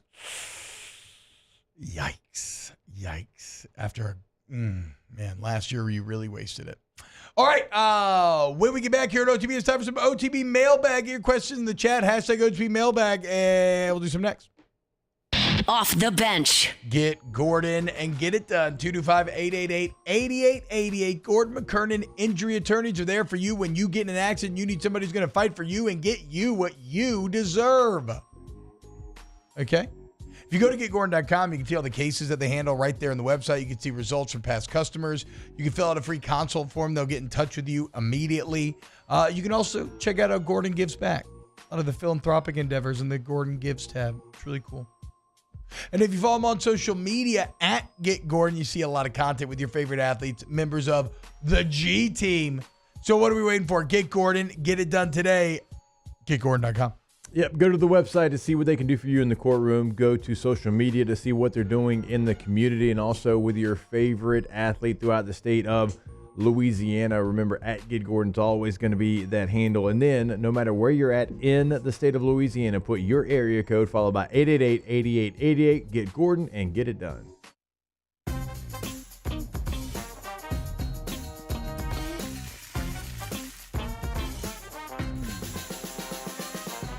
The best kept secret in town is out. Discover Delilah at the Renaissance Hotel on Bluebonnet. It's no secret. The best oysters in Baton Rouge are at Jolie Pearl Oyster Bar. Enjoy mouth-watering South Louisiana flavor and oysters from all over the country. And don't forget our nightly drink specials.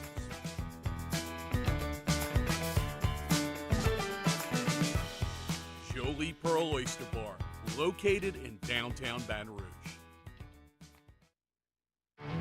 There it is, the extra mile, on the border of expected and extraordinary for those willing to go further, like vans customized for work or play, with safety and tech to keep you connected, supported by a 5-star sales, service, and finance team, and backed by the 1-star you know. So go the extra mile. It's never crowded, because so few have what it takes to go there. Mercedes-Benz Vans. Breck teamed up to reimagine your parks, and you imagined big. With your help, we went to work, creating 12 beautiful community parks across the parish. A family-sized water park, miles and miles of trails, and parks just for your dogs. There are more places to splash, to explore, to run wild, and even soar. You imagined, we delivered. Gold. Breck, your #1 park system in the nation.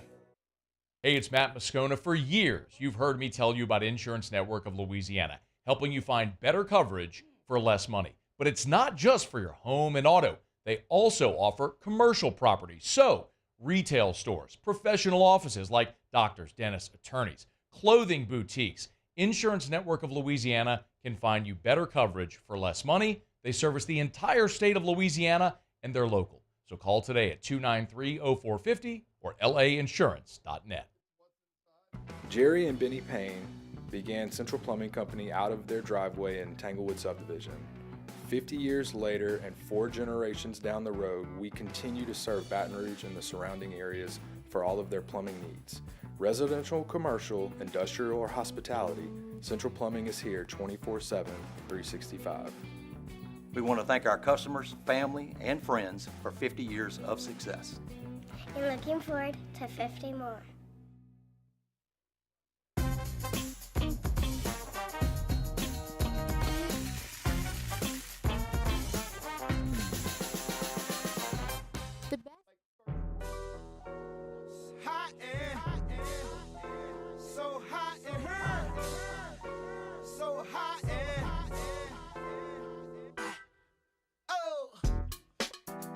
Welcome back to the 9th-ranked morning sports show in America. Off the bench.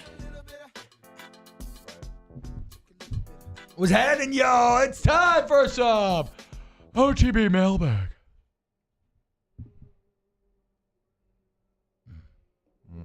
Special delivery! You're about to have to run some stairs. Special delivery for off the bench. And look, You might want to lace some Nikes up. We'll be writing take a lap. The internet. What the is the internet? Okay, even better. I'm ready. Oh, yeah, you know I keep 'em on, Jake. Hashtag OTB Mailbag. Do you like cheese curds? Every time phenomenal. I've had them, they're phenomenal. I mean, I don't ever think, oh my God, a cheese curd sounds great, but if they're in front of me, yeah. Well, it's like, where can you order them? I feel like I've gotten them at the Merchant I got here a in few town. That places might be you can the get 'em. only I think the only time place I've here. ever had cheese curds was when we played against Wisconsin in Lambeau. What about, you didn't have any at the State Fair? I was wondering what fried stuff you ate at the State Fair. You know, I've been eating really clean. Oh, I knew it, dude. Don't even talk to me right now. Hashtag, you mean you go all the way to the land of fried food. You But don't to be even fair, touch I any. didn't really have time to eat either. Like Unbelievable. when I say get I your hopped in and producers to like bring you for like an on-air bit and then take like a bite. You don't well, I have to eat did the of whole a thing. corn dog. Of one. Of a corn dog. I did hear those corn dogs It would was be pretty great. The batter was cornbread. Oh, that's God. Yeah. So before y'all start judging, it was cornbread my batter. God, that sounds and it was incredible. Got my attention now. It was incredible. But like when I finished the show, we finished at 1:57:50. I was in an Uber by 1:58:50. Yeah, I can't believe that you made it. Hashtag OTB Mailbag. Is OTB more happy to have Taylor back, or is Branson more happy to have Taylor gone? So this is an easy one. Branson doesn't want me gone, and here's why. I left my firearm in the condo that we were staying in. So I'm actually in contact with the sheriff's department up there, and they have no way to get it back to me. So it's like a whole thing right now. So if I was there, it would actually be a lot better on their part. So they probably do want me back. Wait, so you're bringing the straps, the huh? strap Yeah, to strap vacation? To Branson? Well, it stays in the car. What's gonna happen to Branson? Listen. It stays in Victoria's glove compartment. Like that's where it Okay. stays in the car. Okay, that makes a little We bit of pull sense. back up. We'd been out for like a couple hours. We come back to the house. It's nighttime. The garage door's open, and I'm like, I swear I closed this Damn, thing. so you got the piece out. Bro, I'm like, I see red at that point. I'm like, stay here. I'm going in. Wow. I checked the whole house. It's like a 2-story house, so it took me a little while. What? He had You to gotta clear check it. all the He had to rooms. clear the My house. dad taught me how to do it. Yeah. And then I didn't want to put it back in the car, so I was like, I'll just put it in the bedside table. We're driving. I'm at Little Rock, 3 hours away on the way home. I see a billboard. It says, store guns safely. And I looked at Victoria. I was like, I left it in the I bedside table. just left a handgun in the drawer of the Airbnb. Fully Literally loaded. the It was least not mine. safe You know thing what? you could do. You know what? Like, why are we surprised? This man has a shotgun shower shower situation. That's crazy. So The blicky. I have to blick. call Is that what it's like called? whatever the county is up there. I have to call the evidence department today at the sheriff's department and try to figure out how to get it back. How would you mad get is it your back? dad at you They for probably forgetting mail to do it. it? How mad is your dad? Can they mail a He went firearm? mad because I called him. I'm like, hey, you're a cop. Like, what do I do? And he's like, I've never been in this situation, but this is worth a shot. Can they So, mail a firearm? they can do whatever they want. Maybe they can mail take a the firearm. bullets out. I mean, Well, yeah, I'm for sure sure. you can't. You ain't getting those bullets back. Yeah. But it's just hard because they're like, oh, we have to prove who you are. And I'm like, I ain't driving 9 hours back. If y'all got to keep it, keep it. 9 Like, it is what it is. hours. I ain't driving 9.5 hours back there. Yeah. It's not happening. What kind of gun was It it? is a Taurus 357 Magnum. Ooh, damn. Taylor got some easy, Clint Eastwood. Jesus. Okay, just listen though. If you put 38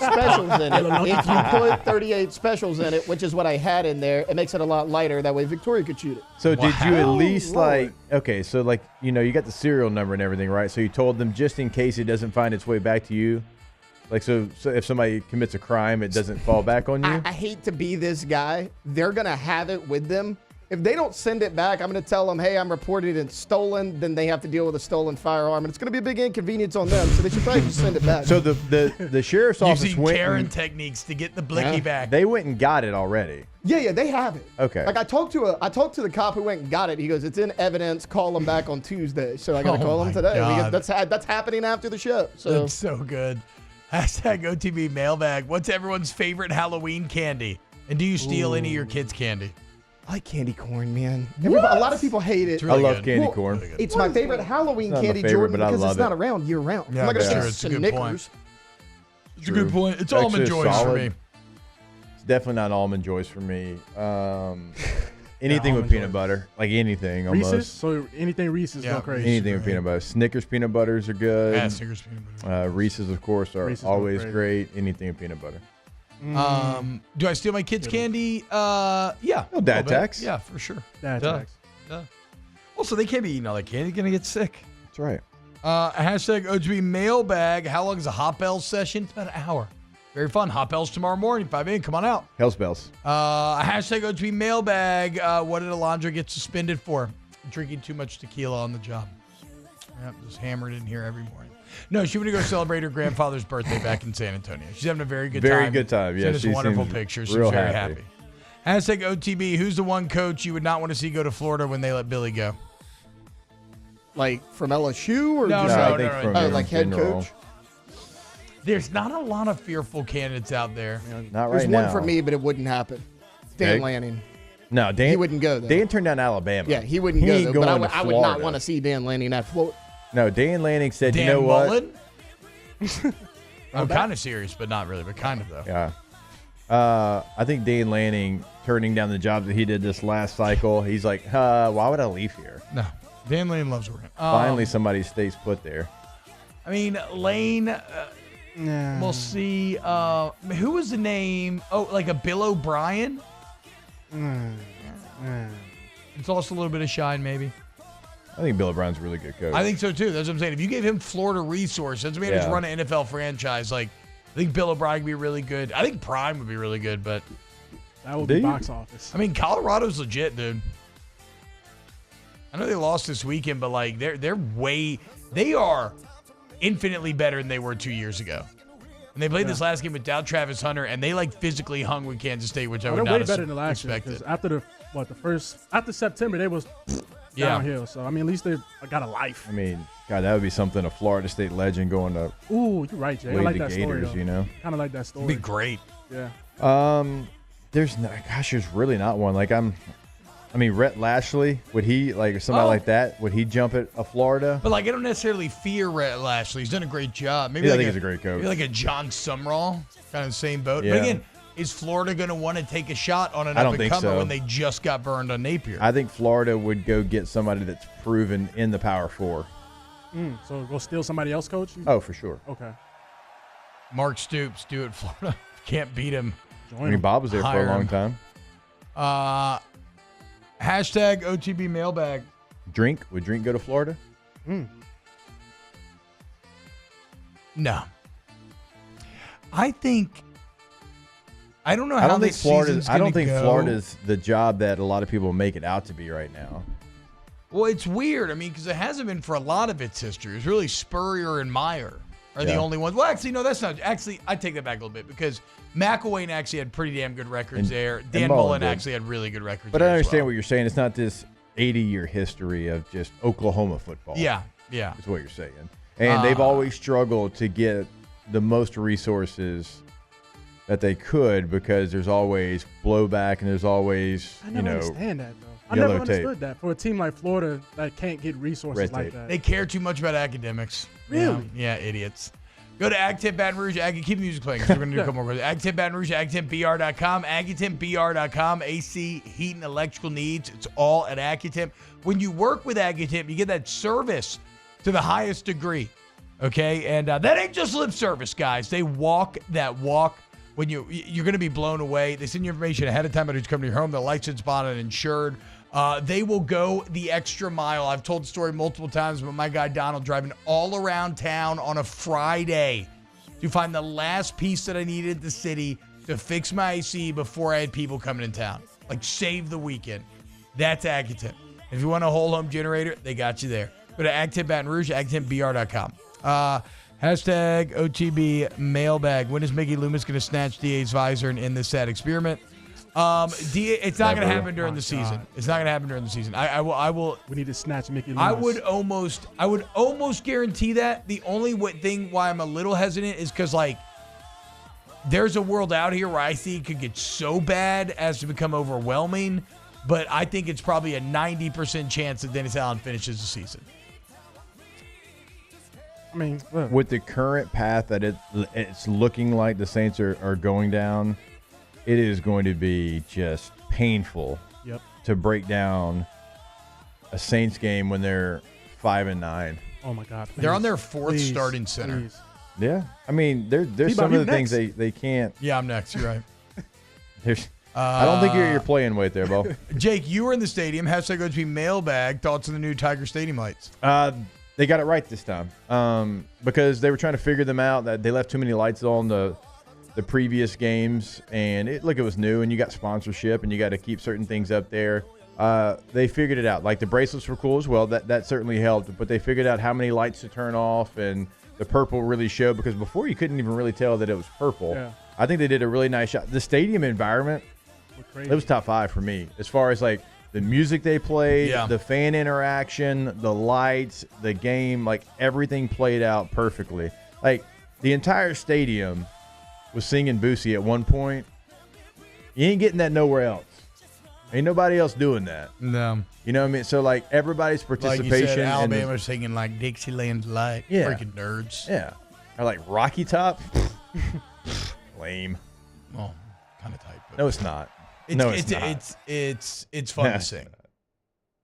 It is like if you were the whitest song of all time.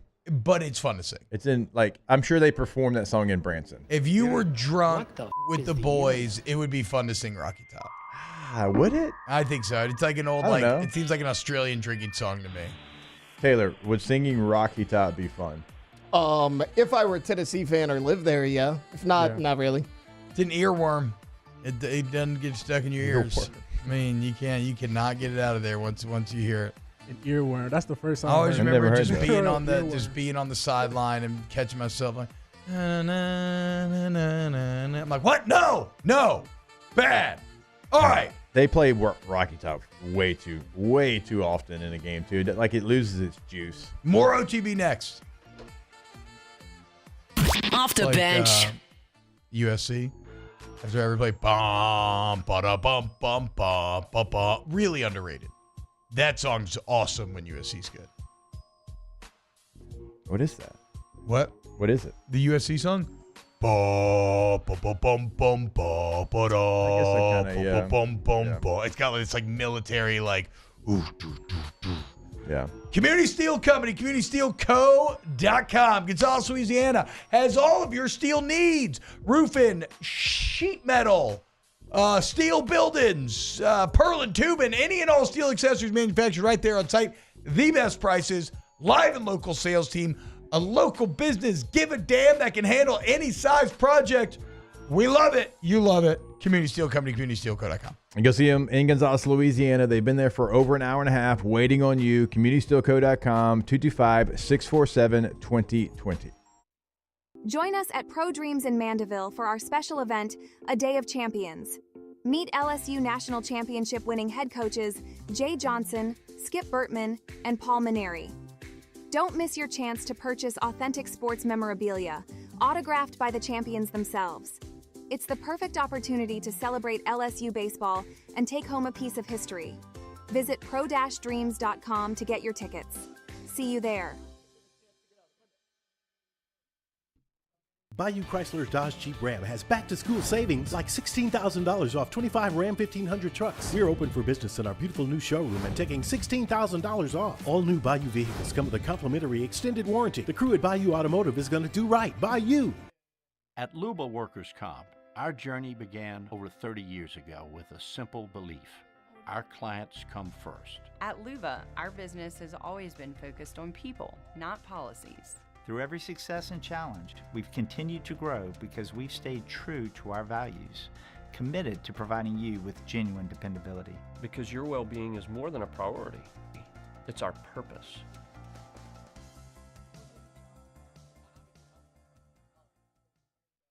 Gulf Coast Office Products is a nationally recognized Savin office equipment dealer based right here in Louisiana. Over 100 employees strong, Gulf Coast has the boots on the ground to support all vertical markets, from education, engineering, legal, and finance. With the latest in office technology, from desktop to production segment units, Gulf Coast and Savin have the perfect fit for you. Call 225-756-2644. That's 756-2644 for Gulf Coast Office Products.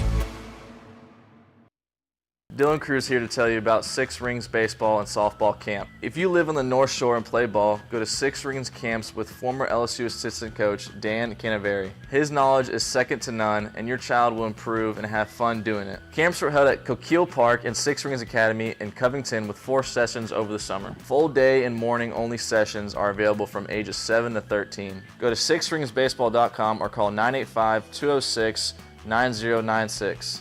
Learn the game to love the game. There it is, the extra mile, on the border of expected and extraordinary, for those willing to go further, like vans customized for work or play, with safety and tech to keep you connected, supported by a 5-star sales, service, and finance team, and backed by the 1-star you know. So go the extra mile. It's never crowded, because so few have what it takes to go there. Mercedes-Benz Vans.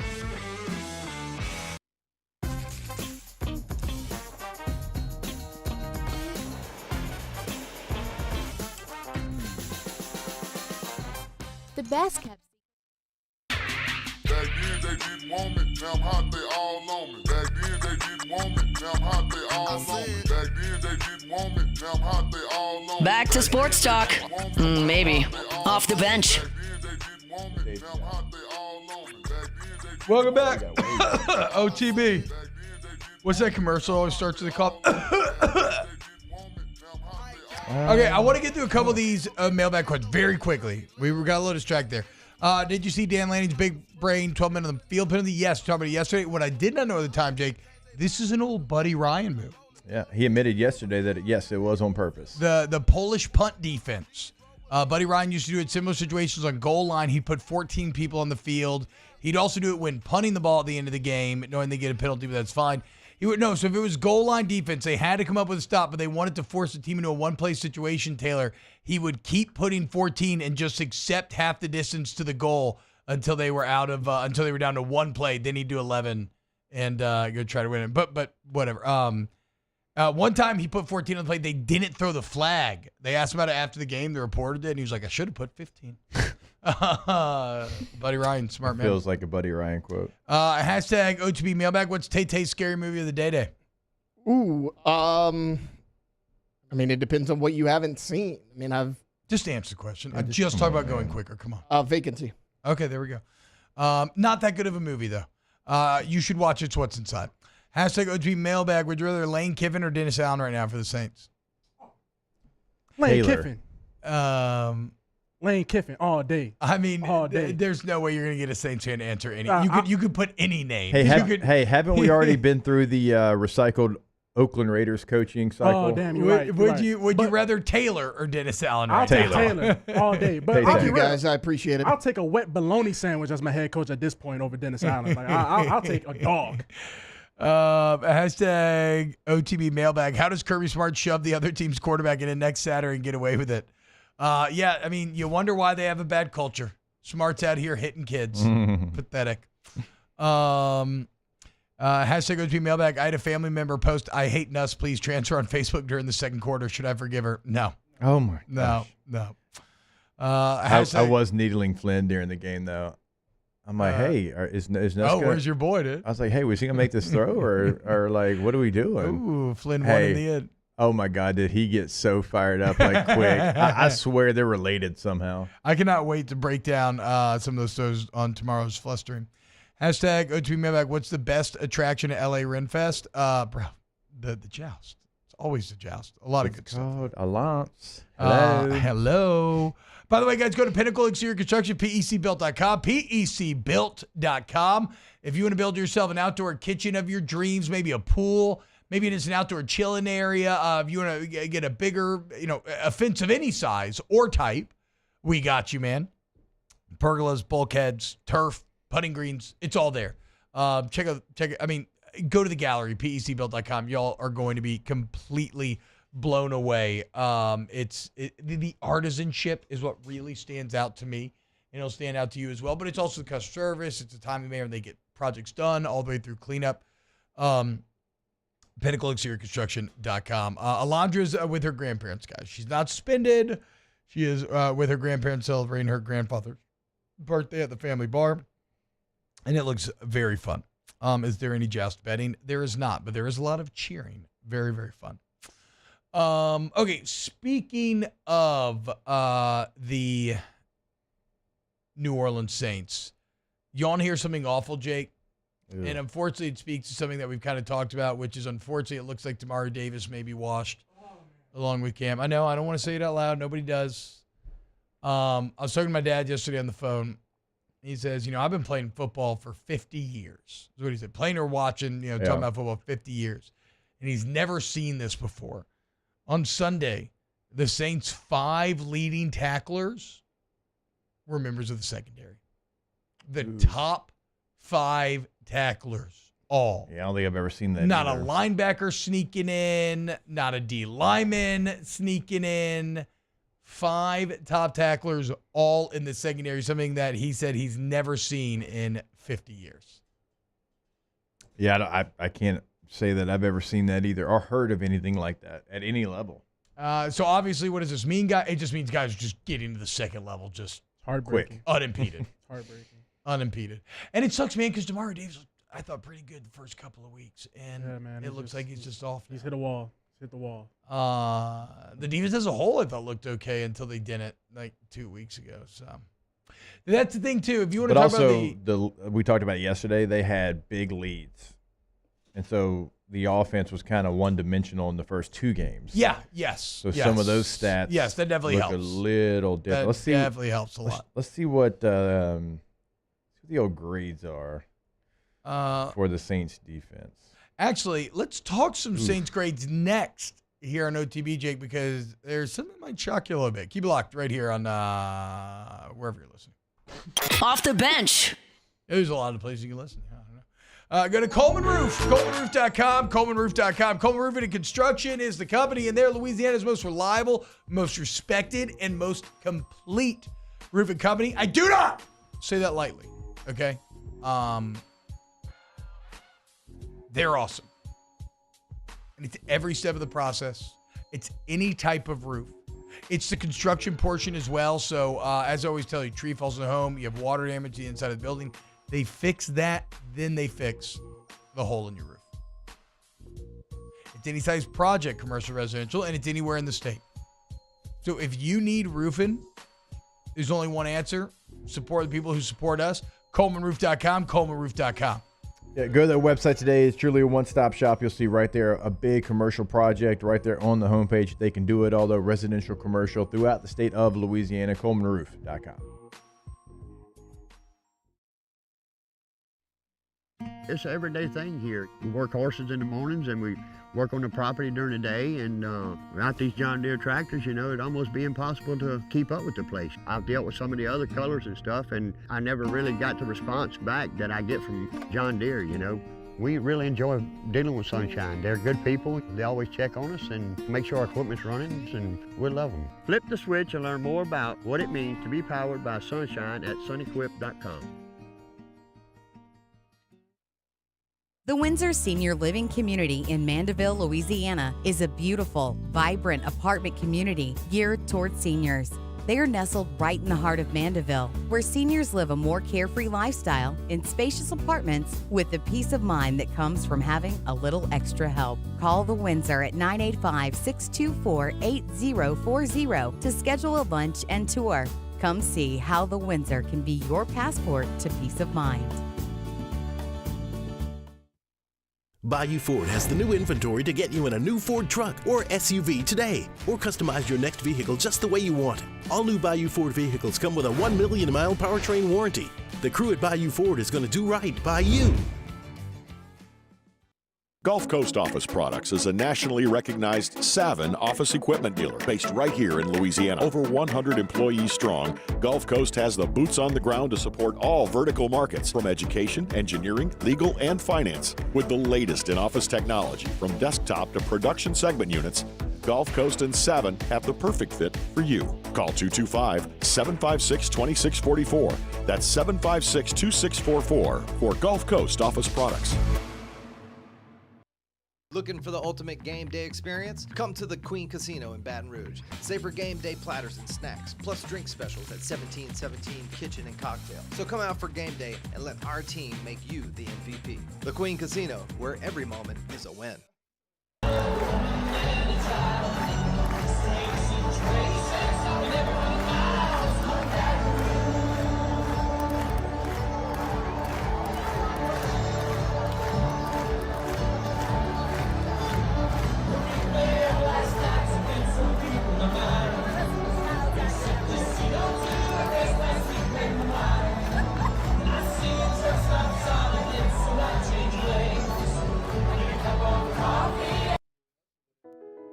I've been doing business with Luba for 25 years.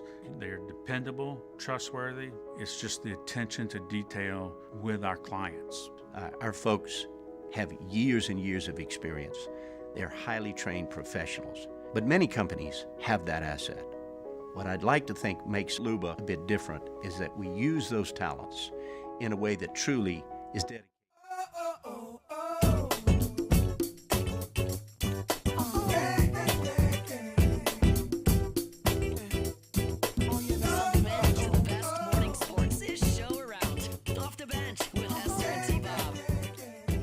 You want to know the real ironic twist of the knife with the New Orleans Saints, Jake? What's that? Do you know who their highest rated player per PFF was, highest rated player was last week? I do, and it's actually been a couple of weeks. And he's actually been pretty damn good this year. It's Trevor Penning. Yep. I mean, the man that we spent all offseason about hemming and hawing, he got us so down during preseason. Preseason, it was just an absolute disaster. We're talking about this is the worst film we've ever seen. What is this technique? This guy's god awful, and he's actually been one of your better players and more consistent. Yep. But of course, the gamer in classic, just like maybe he's a gamer. I don't know. Depressing Saints fashion, it doesn't matter because everything else is falling apart around you. We thought like if you could get that figured out, like that was going to unlock everything. I mean, I guess we didn't expect to be on your fourth starting center. Which, how do you even do that? How does somebody learn the offense? Like, who's making the calls? Like, you bring in a true just veteran vet that can handle that. Yeah. Somebody that you're like probably been in a similar system before, and the verbiage is going to be a little bit different, but you're going to pretty much know. I mean, for the center, you just got to get the calls because you're still going to point the same mic. You're still going to do the same things. Give me these defensive grades before I depress people with a stat I found on John Sigler's Twitter. Yeah, so against the Bucs, you had 76 plays. Now, Jordan Howden, by the way, played all 76. He was your highest graded, so that's actually pretty impressive. But Cam Jordan, we'll start there. He played 40 plays, 53.2. Chase Young played 56 plays, 47.8. Do something, Chase. DeMario Davis played all 76 plays, 44. Oh, my God. Jonathan Abram played 47 plays, 43.9. Carl Granderson played 58 plays, 41.2. Alante Taylor played 58 plays, 39.9. Disgusting. Orji played He only played 11 plays, but 24.2. He was your lowest graded. Disgusting. But yeah, so DeMario, 44 in the run game. He was 45 in coverage. He was 48. Oh my goodness. Whole class failed the test. Huh. Whole class. Yeah, failed. so actually at that point, do we grade on a curve and everybody actually did pretty well? All right? Like everybody actually is in like the 70s and 80s? Offensively for you, your highest graded, like you said, T-Bob, Trevor Penning, 82.1. 82 for our boy TP. In run blocking, he had a 90 grade, 70 grade in pass protection. Juwan Johnson graded high. Adam Prentice, shout out to the fullback, graded high. Huaga, 72.4. So your tackle is actually Huaga's good. Not too bad. Olave only played 2 plays, so we're not even going to give that. Alvin Kamara, 52 plays, 40.9. He was 29.4 as far as a receiver. Pass protection, which he kind of been struggling with, 49.9%. That's actually up from what it's been. Wow. Okay, that's enough grades. But I'm not going to make things any better. I'm just going to press people even more. Spencer Rattler was 66.8%. John Sigler, who is the managing editor and lead Saints writer for the Saints Wire, tweeted this yesterday. Since they hired Dennis Allen in 2022, the Saints are the only team with a positive point differential, plus 80, but a losing record, 18-22. Of the 13 teams with a positive point differential, 12 made the playoffs at least once. 8 got there twice. Saints are the only team that has not. That actually wasn't even the tweet that I was meaning to read. That's a different one. That's kind of insane. Josh DeBow of the AP says Dennis Allen's career win percentage of .333 in games decided by 8 points or fewer ranks last among 81 coaches with 30-plus games decided by 8 or fewer. That's last since the year 2000. Wait, where is You want to take a guess at Dennis Allen's career head coaching record? Well, that's the actual tweet I was looking in for. In 76 games. Does anybody want to take a guess? I mean, I know it. Okay, Taylor, you want to take a guess in 76 career games? No, what's his record? Is that like 76 wins or something? I think he has like 29 wins. Okay, what'd you say, T? I think he has like 28 wins. You're giving him more credit than he deserves. 26-50. Yep. He has a 34% winning Okay, here it percentage. is. He became the 148th NFL coach to get to work at least 76 games, okay? So 148 coaches have coached at least 76 games. Of that group, he's 144th in win percentage and has the second fewest wins. What are we doing, bruh? What are we doing? Nick Underhill next. Off the bench. Go to K to Z window coverings, KTOZblinds.com, KTOZblinds.com. You want window coverings that wow, you want K to Z, and it's any price point, guys. You want to bring your home to the next level, you got a starter home of your dreams, either way, we got you, man. You set up the home tour. You go through your house. They use their years of expertise to create a plan based on exactly how the sunlight relates to your home. And look, maybe it's like you want some like, it's also what you prioritize, right? You want this room to be just like completely blacked out. Is it a privacy thing? You're trying to save money. You want to put some drop down exterior shading by your grill so you can be grilling and chilling. Remember, we can work with any budget. Okay. Rafe Rhymes would said that was the best investment I've ever made. Go to K to Z window coverings, KTOZblinds.com. Yeah, go there today, schedule your appointment, have them come out. They're going to know your space. We tell you all the time. They're going to know it better than you do in about 5 minutes. They did it for me. They'll do it for you. Go to the website, K2ZBlinds.com, K2ZBlinds.com. When you can't rely on technology, you can rely on Mountain Cold Refreshment. Dave's back on. Coors Light. Choose chill.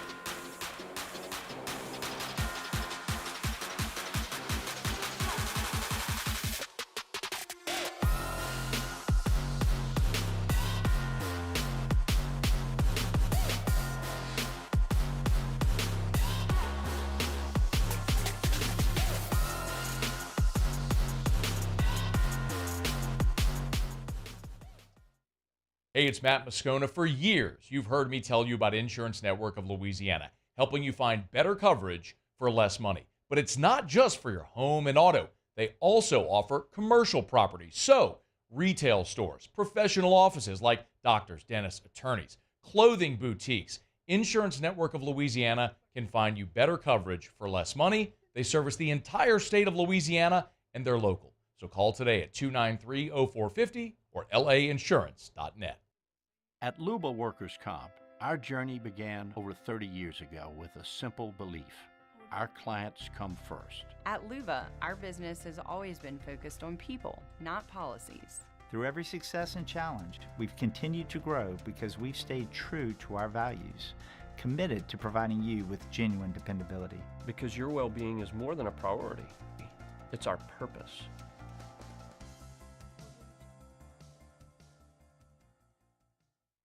Gulf Coast Office Products is a nationally recognized Savin office equipment dealer based right here in Louisiana. Over 100 employees strong, Gulf Coast has the boots on the ground to support all vertical markets from education, engineering, legal, and finance. With the latest in office technology from desktop to production segment units, Gulf Coast and Savin have the perfect fit for you. Call 225-756-2644. That's 756-2644 for Gulf Coast Office Products. Dylan Cruz here to tell you about Six Rings Baseball and Softball Camp. If you live on the North Shore and play ball, go to Six Rings Camps with former LSU assistant coach Dan Canaveri. His knowledge is second to none, and your child will improve and have fun doing it. Camps were held at Coquille Park and Six Rings Academy in Covington with 4 sessions over the summer. Full day and morning only sessions are available from ages 7 to 13. Go to sixringsbaseball.com or call 985-206-9096. Learn the game to love the game. At Relief Windows, we're more than windows. We're windows, doors, hardy plank, and vinyl siding. But our number one product is always customer satisfaction. Visit us online at reliefwindows.com.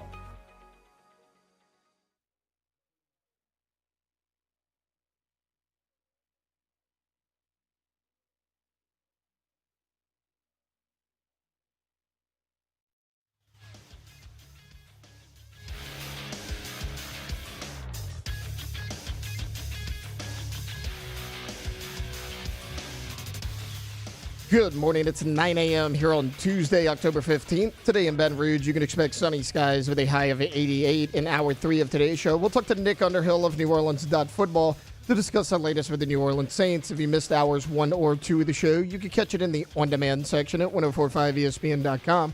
You can also follow us on Twitter or Instagram at OTB_ESPN and watch us on YouTube at the 1045 ESPN channel.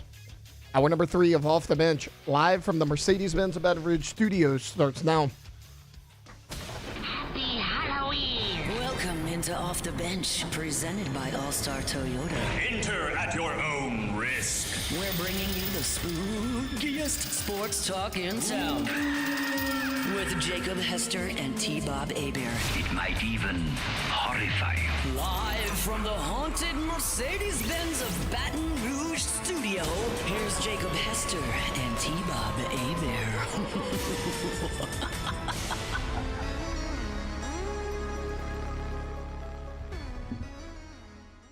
Yo, what's happening? You keep that music playing for a little bit there, Jordan. Do we just want to call Nick? This is just, I mean, these two, dude. Be where your feet are, guys. These two chuckle F's. Oh, we got Nick. There we go. Good job, Tay-Tay. Nah, the opposite of Dennis Allen. You got it done. Well, I don't know. I guess okay job. All right. Basically, we are the New Orleans Saints under Dennis Allen. Oh, Jesus, Mary and Joseph. How we going? Nick, can you hear us? Can we hear Nick? No, we cannot. No, we're getting it. Let's not do this on air, guys. Let's just call him on the phone.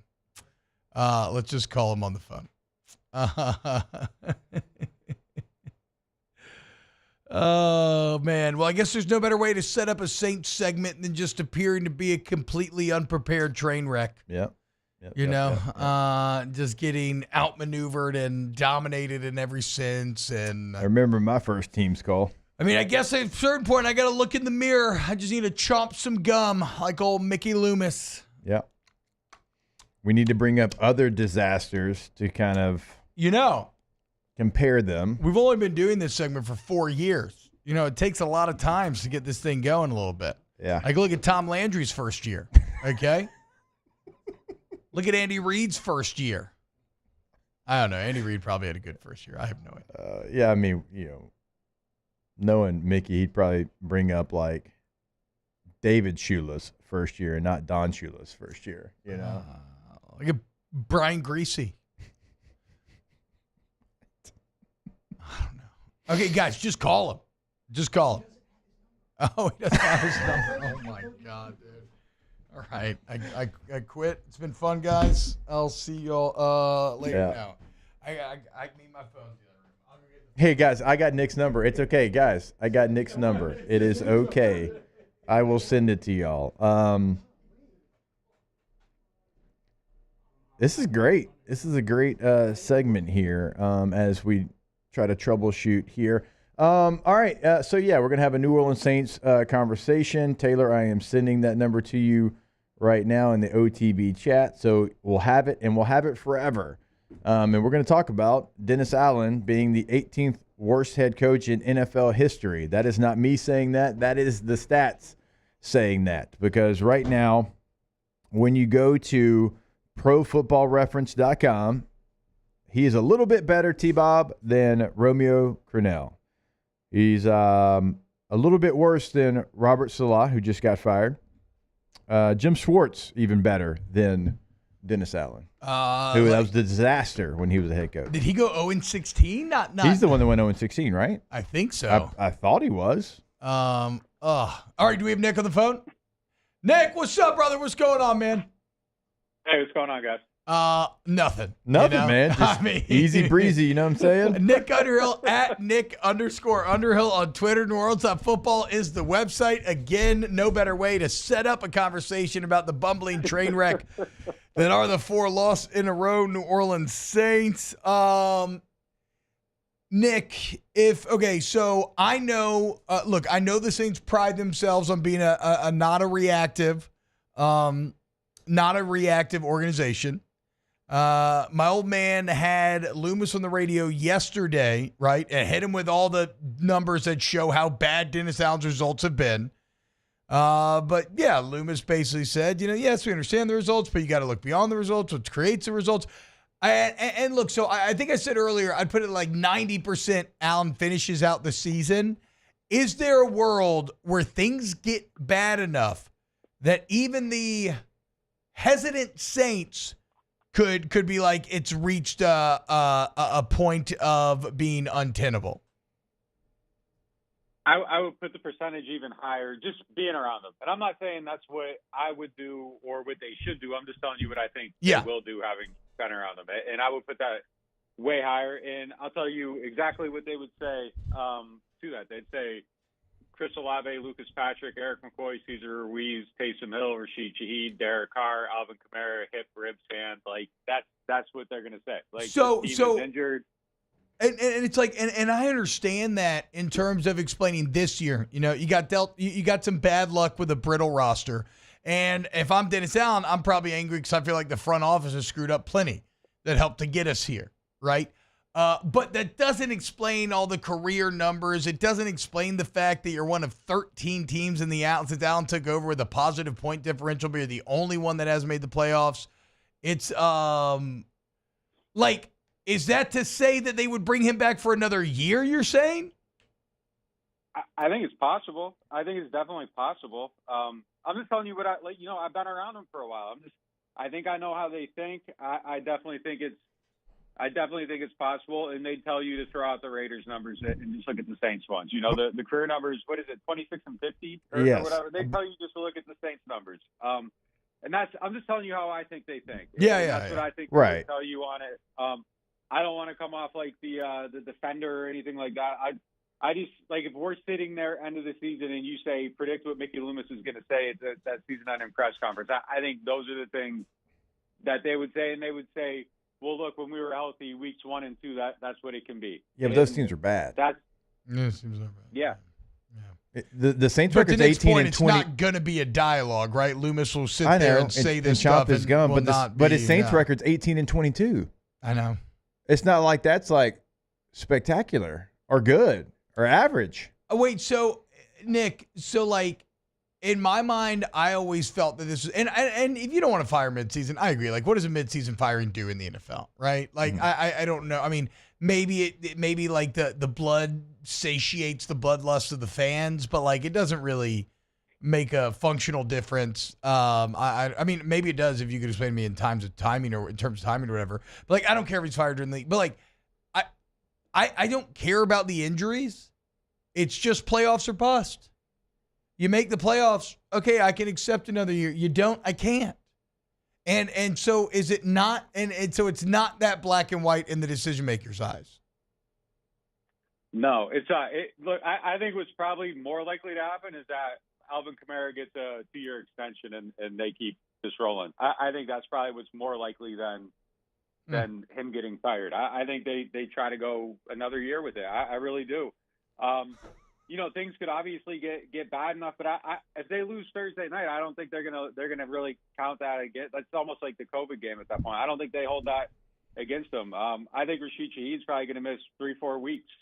Tight. You know, I just think they're in a really banged up spot, and I think that's what they're gonna look at. I just think that's how Mickey thinks. And listening. Look, I kind of was leaning the other way until I heard him talking to Bobby last night, and he starts talking about, again, the same things we were hearing last year about, well, you got to look at the reasons why. And I think, okay, what are the reasons why? And I think they're going to look at the strength and conditioning staff. I think they're going to blame them for some of this. I think they're going to make changes there. They're probably going to try to build up. Like, all of a sudden, I just started thinking, like, man, it doesn't matter. Like, they've already decided. And I could be misreading that, but I've heard him say them things before, and then it led to what happened last year, him coming back. So I think they're looking at it like, well, this stuff is you know, it's unreasonable to think about it. And when he said good organizations look at the reason why and they try to figure out the reasons not for winning, and sometimes it's the head coach, but a lot of times it's not. Like, to me, that was kind of like, well, the seat's not that hot. Like, obviously that could change. You get, you know, killed, your team starts quitting on you, all that stuff. Like, maybe that changes the script. But I think right now at this moment, I don't think that they think it's as hot as some of the rest of us. Yeah. It just does not feel that way. It's interesting too, because I feel like, do you think, okay, last one on this, then we'll get into some actual, like, talk about the games. Do you think that Allen, is any of it contingent on how the defense looks?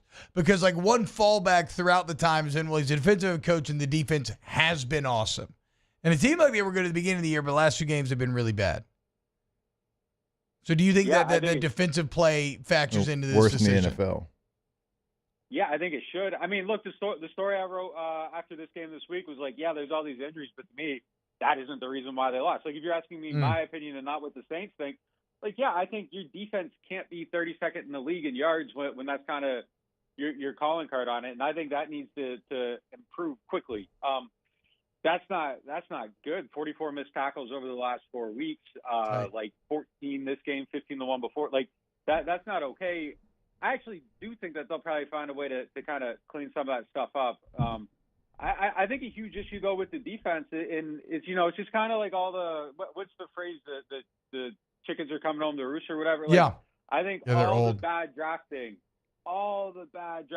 is caught up to him at this point. All the misses on the defensive line. You have no defensive lineman that can complete a sack. You got a lot of guys that can create pressure, but you don't have anybody that can get a sack. And I think that's a huge issue for trying to play defense. I think you have to affect the quarterback sometimes, and they just really aren't doing that. And then, you know, they aren't creating negative plays for him by completing these sacks. I mean, I've seen a lot of guys fall off sacks. I've seen a lot of guys like wave their hand at the quarterback and, you know, let him know that he's there. But I haven't seen anybody really bust through the door this season, and I think that's a massive issue. And, you know, the injury thing too, like the lack of depth, like logically there is a significant amount of injuries to where it's kind of really hard to win that way. But before it got to this point, like there should have been enough depth to kind of come up and have quality players behind.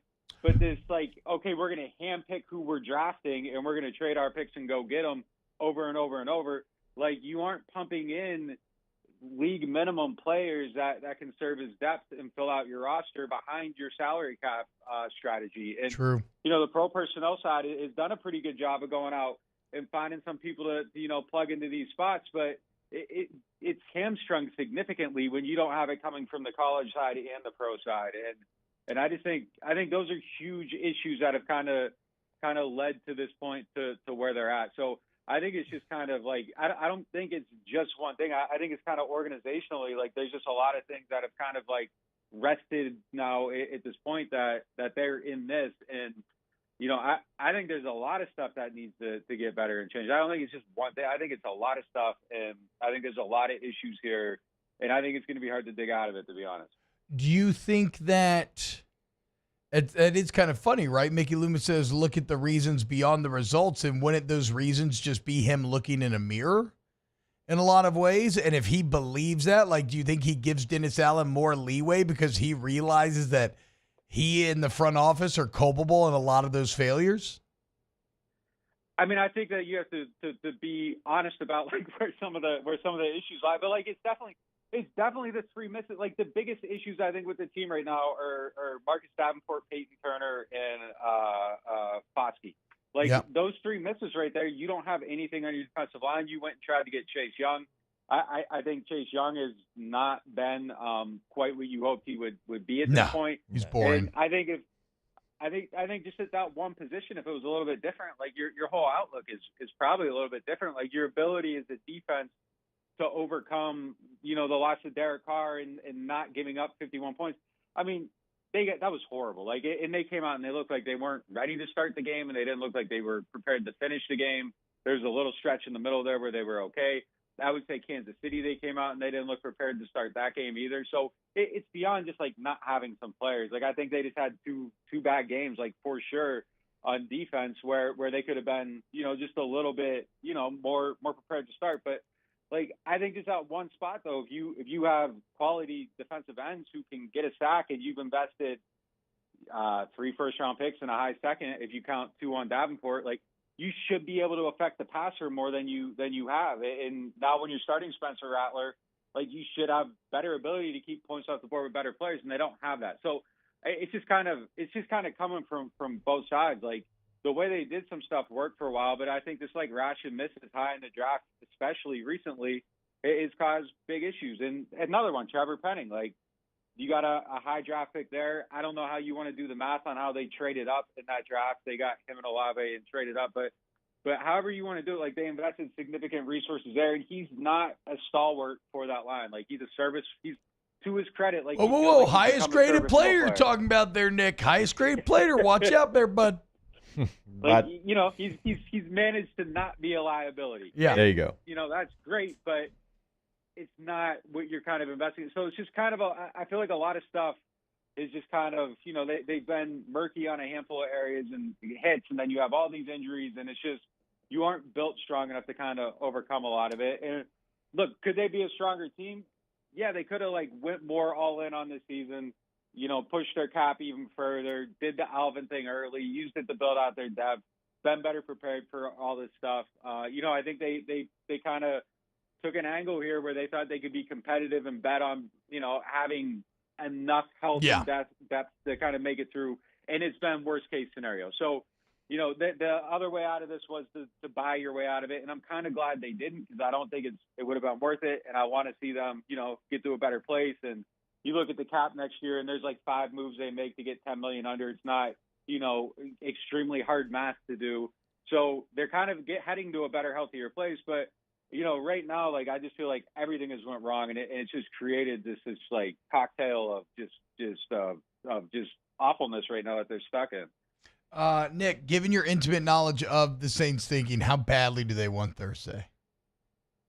Oh, I can't imagine that they want anything more. I mean, I've heard it's kind of like tense in there right now. That just like there's like an intensity towards the game and everything. And I think absolutely. And given where they're at, I think you gotta be realistic that you don't want Sean Payton to come in here and be the one that kind of like makes it feel like he's knocked everything out. Like that would be a horrible thing if you're in that building to feel like the guy that walked away is the one that kind of buried you a little bit. Like you do not want that to happen. I think on a bigger level, even with all these injuries and everything, if you're one of those players in that locker room and you just keep losing and it's 5 straight, like I'm worried about people checking out at that point. I mean, that's a lot of time to go away and have to think about this. And, you got time to sit down and hear the noise. And, if you turn on the Sunday pregame shows, like they might be talking about how bad your team is. And, I think it's just a bad spot to be in. And I think it's going to be really, really hard for them to win. I mean, I don't think Olave's playing. I know Shaheed's not playing. The interior O-line is going to be banged up. Taysom is supposed to practice, so maybe he plays. But, hey, Kendrick Miller's making his debut, and I think he's actually going to get carries this week. So maybe he's the guy that turns the tides a little bit for him. Damn. Man, what a fun 2 weeks, It's a hell of a 2 weeks. It was a hell of a 2 weeks before reality came to hang out. Nick Underhill. The crazy thing is, go ahead. Crazy thing is I actually think as a healthy team, like they I kind of believe that they could have been a good team. Yeah, no, I agree too. But it's everything that we've talked about, right? Like that they still need to be built better. They still could be doing better. You still had all the opportunities against the Eagles and Falcons, and you blew it, even with the injuries. Like, alas, such is our lot in life. Nick Underhill, Nick_Underhill, New Orleans on Football is the website. Nick, thank you so much, brother. Yep, take it easy, guys. Later, man. Sorry, Jake. I didn't mean to just railroad that interview, but I just kept getting. It's just like, I don't know, man. The more he was talking, the more just like, I didn't even mean to really talk about didn't sound that much or the coaches, and then it's just like, you're right. Maggie Loomis is saying, well, look at the reasons beyond the reasons. Like, but that's you. Right? Like, that's the construction of the roster. Yeah. Yeah, I wanted to get a Spencer Rattler question in. I know. Just to get his performance, but I blew that. This sounds just it's just there's black so many hole other of that. so many other issues that even Bro, they're not going to have Olave or Shaheed. Like, all jokes aside, who are the 3 receivers that line up? Because no A.T. Perry, Mason right? Tipton, Okay, Mason Bub Tipton's- Means, and then Cedric Wilson. What's his name?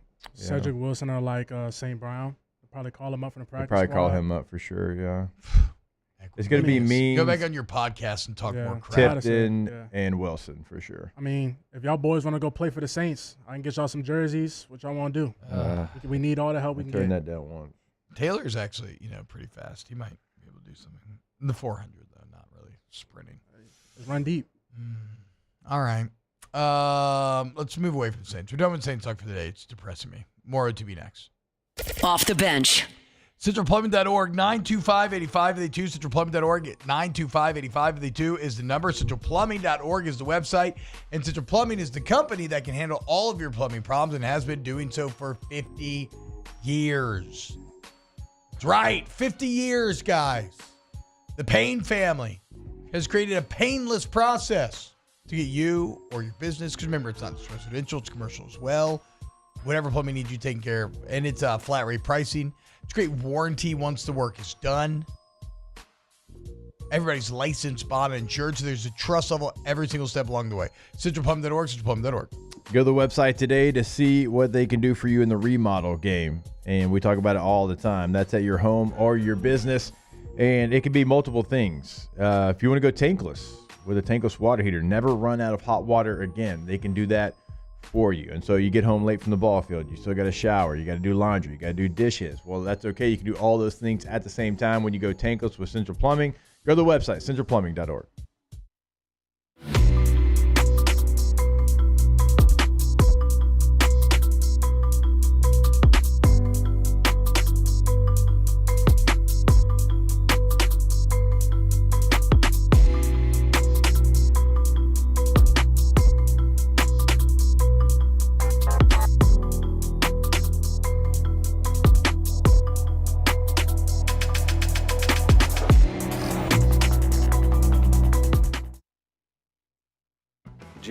Lady Payne began Central Plumbing Company out of their driveway in Tanglewood Subdivision. 50 years later and 4 generations down the road, we continue to serve Baton Rouge and the surrounding areas for all of their plumbing needs. Residential, commercial, industrial, or hospitality, Central Plumbing is here 24/7, 365. We want to thank our customers, family, and friends for 50 years of success. And looking forward to 50 more. There it is, the extra mile, on the border of expected and extraordinary for those willing to go further, like vans customized for work or play, with safety and tech to keep you connected, supported by a 5-star sales, service, and finance team, and backed by the 1-star you know. So go the extra mile. It's never crowded, because so few have what it takes to go there. Mercedes-Benz Vans. I've been doing business with Luba for 25 years. They're dependable, trustworthy. It's just the attention to detail with our clients. Our folks have years and years of experience. They're highly trained professionals, but many companies have that asset. What I'd like to think makes Luba a bit different is that we use those talents in a way that truly is dedicated to serving the needs of the folks who depend on us. Electricity is all around us, and our families depend on it. Every day is sparked by the power of a cold drink or a warm meal, a movie night, and a comforting light at the end of a dark hallway. From sunrise to sunset, playtime to bedtime, our team is ready to take care of your electrical needs. Even in the case of an after-hours emergency, the light in your life shines brighter with Mr. Electric. Breck teamed up to reimagine your parks, and you imagined big. With your help, we went to work, creating 12 beautiful community parks across the parish. A family-sized water park, miles and miles of trails, and parks just for your dogs. There are more places to splash, to explore, to run wild, and even soar. You imagined, we delivered.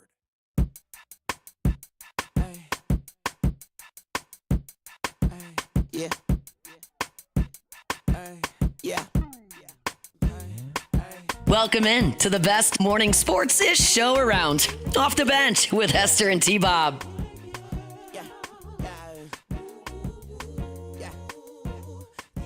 What's happening, y'all? Welcome back to OTB.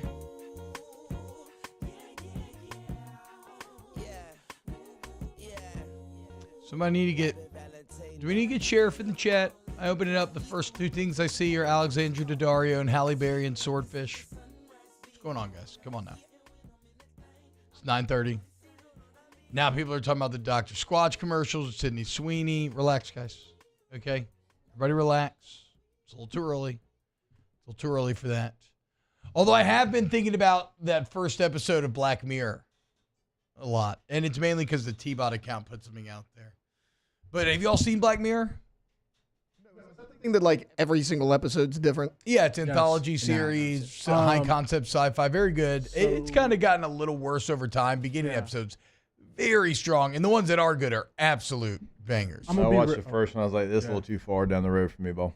Yeah. That first one, something special. No, it ain't. It's like what? I haven't seen the newer ones. No. Yes, I dude. am not, like, come on. The last one I seen was the mom that was like spying on her daughter. That had like Yeah, the it was a good Neuralink one. or whatever. Yeah, it was a and good so one. she was seeing everything the daughter was doing. Yeah. I seen that one. I seen the gay dudes with the video game or whatever. Yeah, yeah. Seen that one, Yeah. and I seen like the Star Trek where you like. That's probably my favorite of all time. The Star where Trek they like one. go, you the know, bubble out their universe, bodies. all yeah, that. that yes. one was cool. That one was real cool. You know, that's dealing with what is consciousness, all that sort of stuff. But the point of all this, in the very first episode, a politician is basically forced to have sex with a pig just on live question, on live television. Just say what it was. Yeah, for sure. Well, I have to say what it is because he was forced to.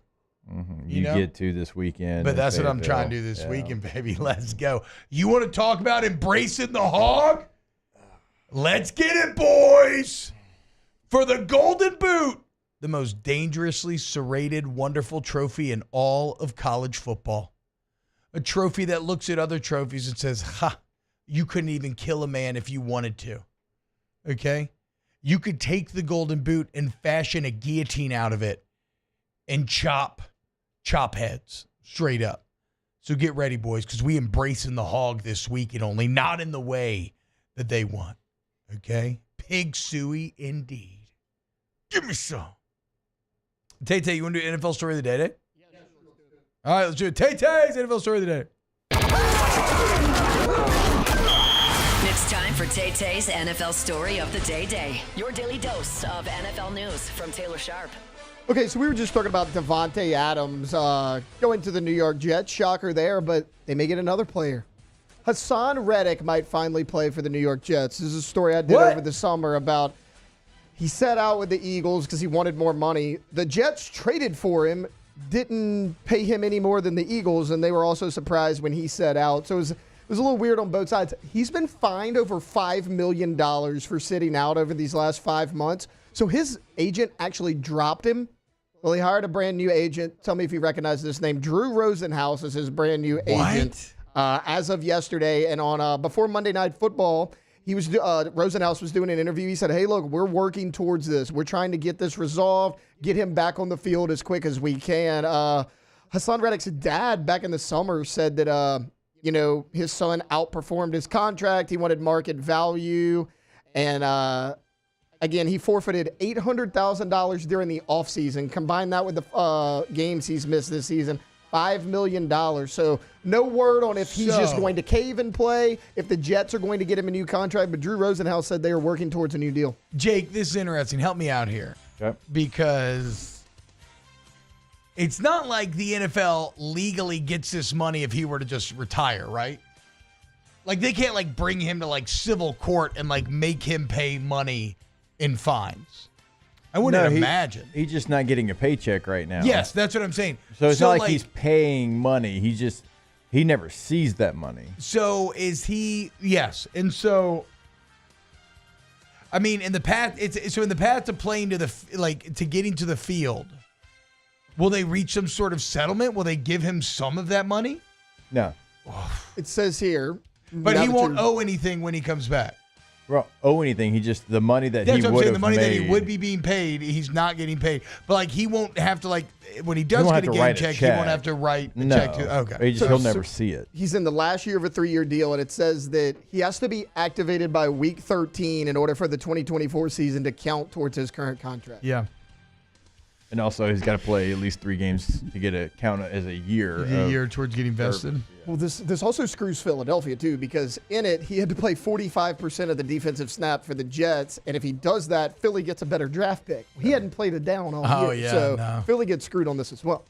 Well, hey, I mean, not pretty, an incredibly petty, a self-damaging level of pettiness there.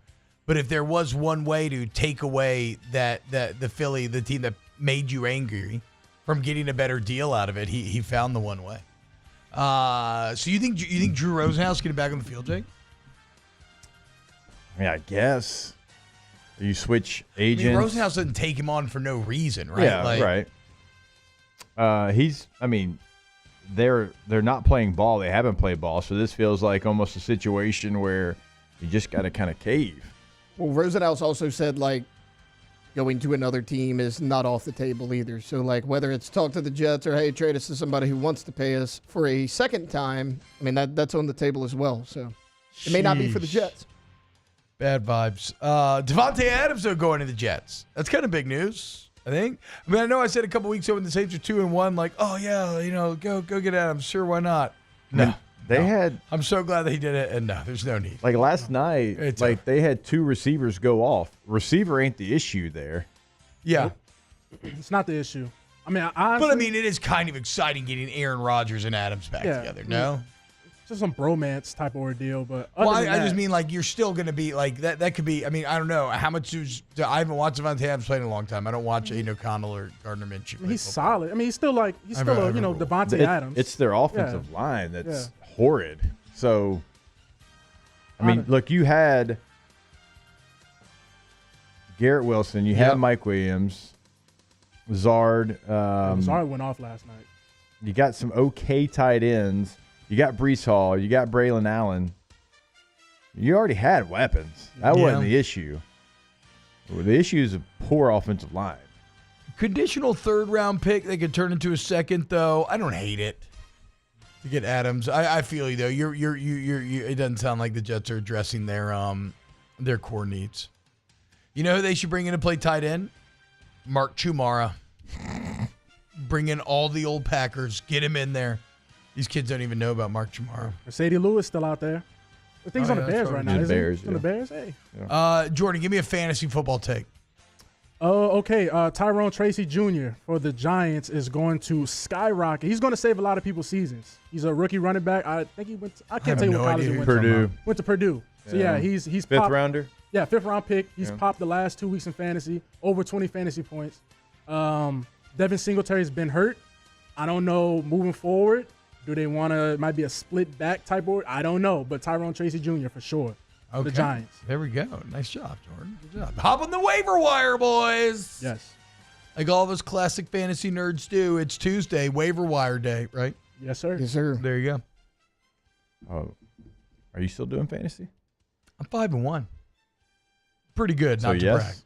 brag. Yes, none of his players have reached their bye but yet. no, I did incur my first fine because I failed to move Njoku off of IR, and he played. It locked my roster down in a weird way. Cooked you. And so I had one player on bye playing, and I could not get him switched out over the weekend. Yep. And so I've incurred my first $30 fine. But I still smashed because I'm like the opposite of Mickey Lewis. I'm a drafting genius. But yeah, that's a bit frustrating for sure. But who knows? Maybe I'll win my money back this year. That'd be crazy. All right. When we get back, more Off the Bench. Keep it locked here. Off the Bench. Guys, if you're looking for a good time, head downtown and head to the Queen of Baton Rouge. Not just a great casino where you can go play all of your favorite games, but also newly renovated top to bottom, home to the DraftKings Sportsbook, which I think is the best place to watch football. It's what we call it your home for football. Wall-to-wall screen, sound pumped in, great bar right there, the 1717 restaurant and lounge right behind you. Cash in, cash out, baby. I mean, it's fun to win on your phone, but it's way more fun walking away with some green in the pocket. And you get that green at the Queen. So what are you waiting for? Come on out today. And if you're hungry, like I said, 1717, Shaq's Big Chicken, 3 Walk Noodle House, Capital Coffee. Just great, top to bottom, the Queen. Website, thequeenbr.com. It is your ultimate football destination. Come hang out with us the next time that we'll be there watching a prime time game in the DraftKings Sportsbook suites right there, thequeenbr.com.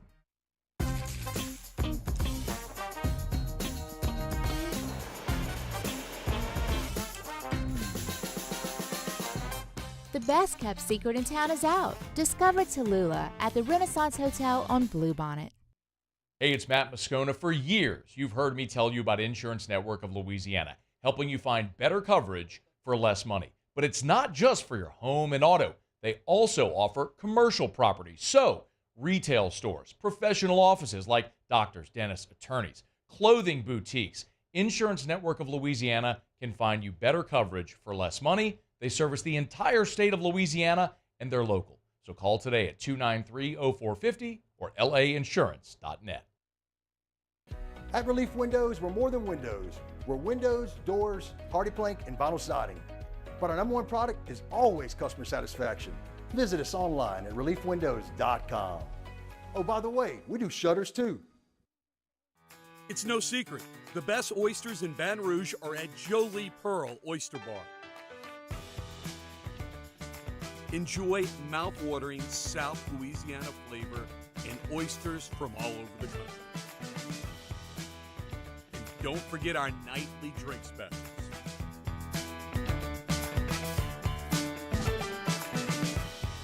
Jolie Pearl Oyster Bar, located in downtown Baton Rouge.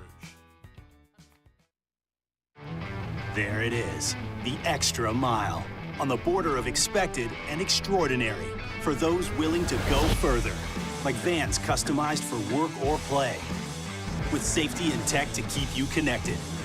supported by a 5-star sales, service, and finance team, and backed by the 1-star you know. So go the extra mile. It's never crowded because so few have what it takes to go there. Mercedes-Benz Vans. At Luba Workers' Comp, our journey began over 30 years ago with a simple belief.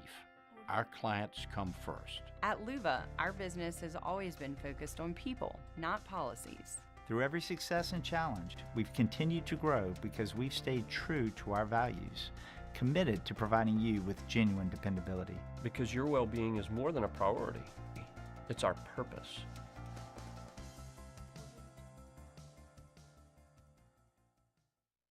Gulf Coast Office Products is a nationally recognized Savin office equipment dealer based right here in Louisiana. Over 100 employees strong, Gulf Coast has the boots on the ground to support all vertical markets from education, engineering, legal, and finance. With the latest in office technology from desktop to production segment units, Gulf Coast and Savin have the perfect fit for you. Call 225-756-2644. That's 756.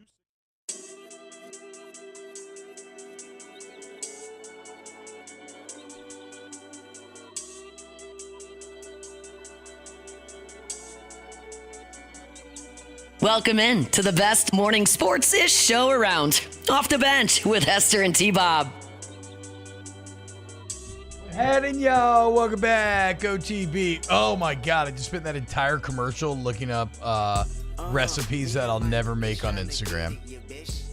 One of my favorite pastimes, watching a deliciously made ASMR recipe and being like, God, that looks good and pretty easy.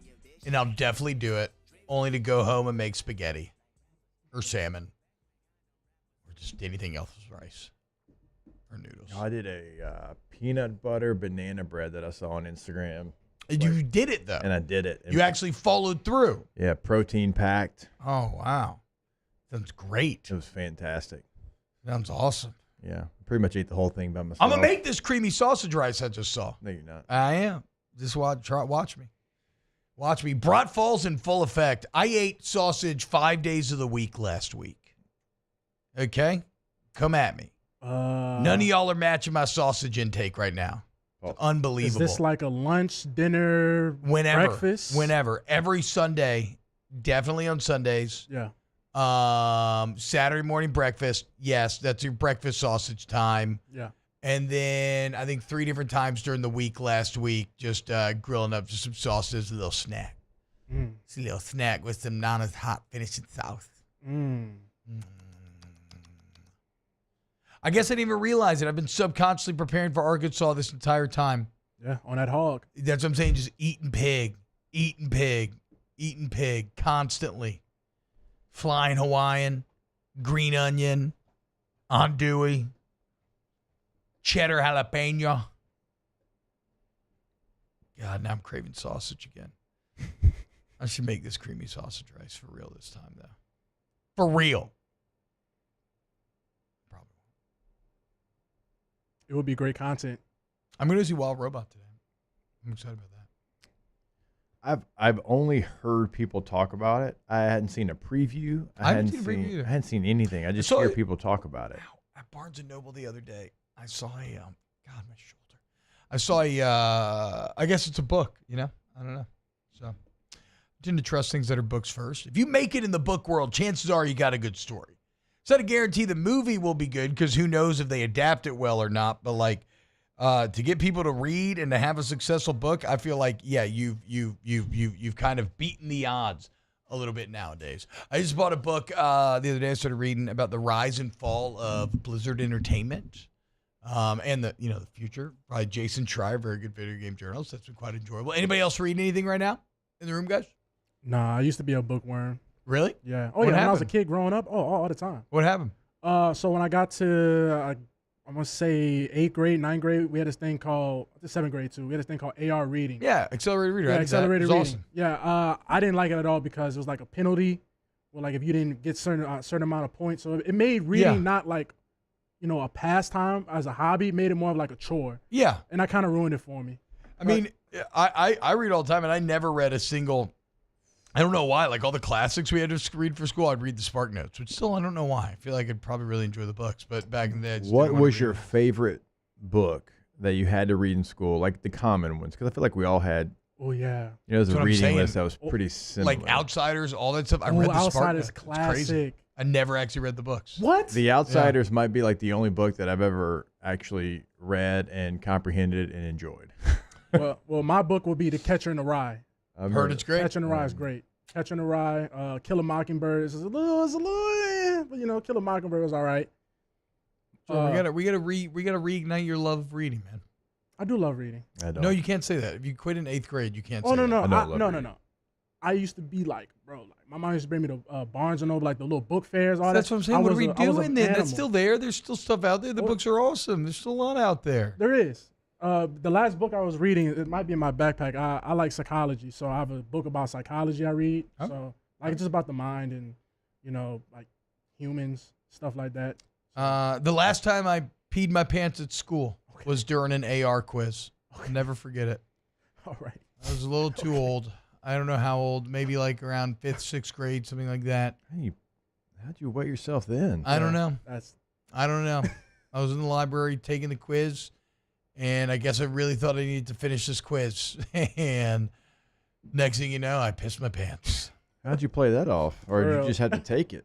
No, I went and had to, go get a change of pants from the office and stuff. And Old day soggy. it's embarrassing for sure.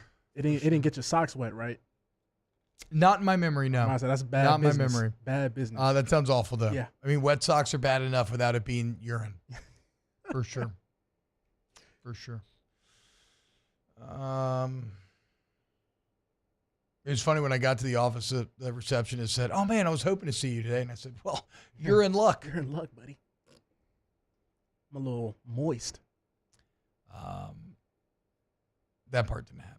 But I think, Jordan, did you even get my joke, Jordan, or did you just hop on board with me not even realizing what you're doing? Nah, bro. I just. You're in luck.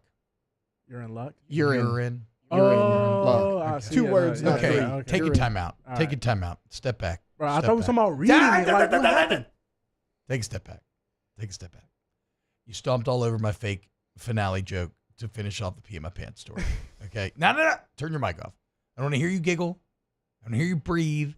Take a step back from the mic. Jake, when's the last time you peed your pants? Not alcohol related. I don't know. I mean, I've been a young fella. I didn't do it as So you don't remember, like you're probably too young to even remember. Yeah. Right.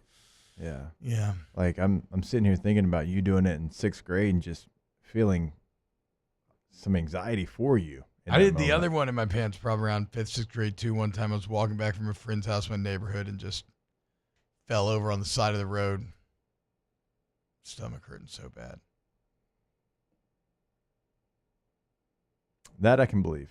Being with you for however many years we've been together, that one I rough. can fully believe that happened. That was rough.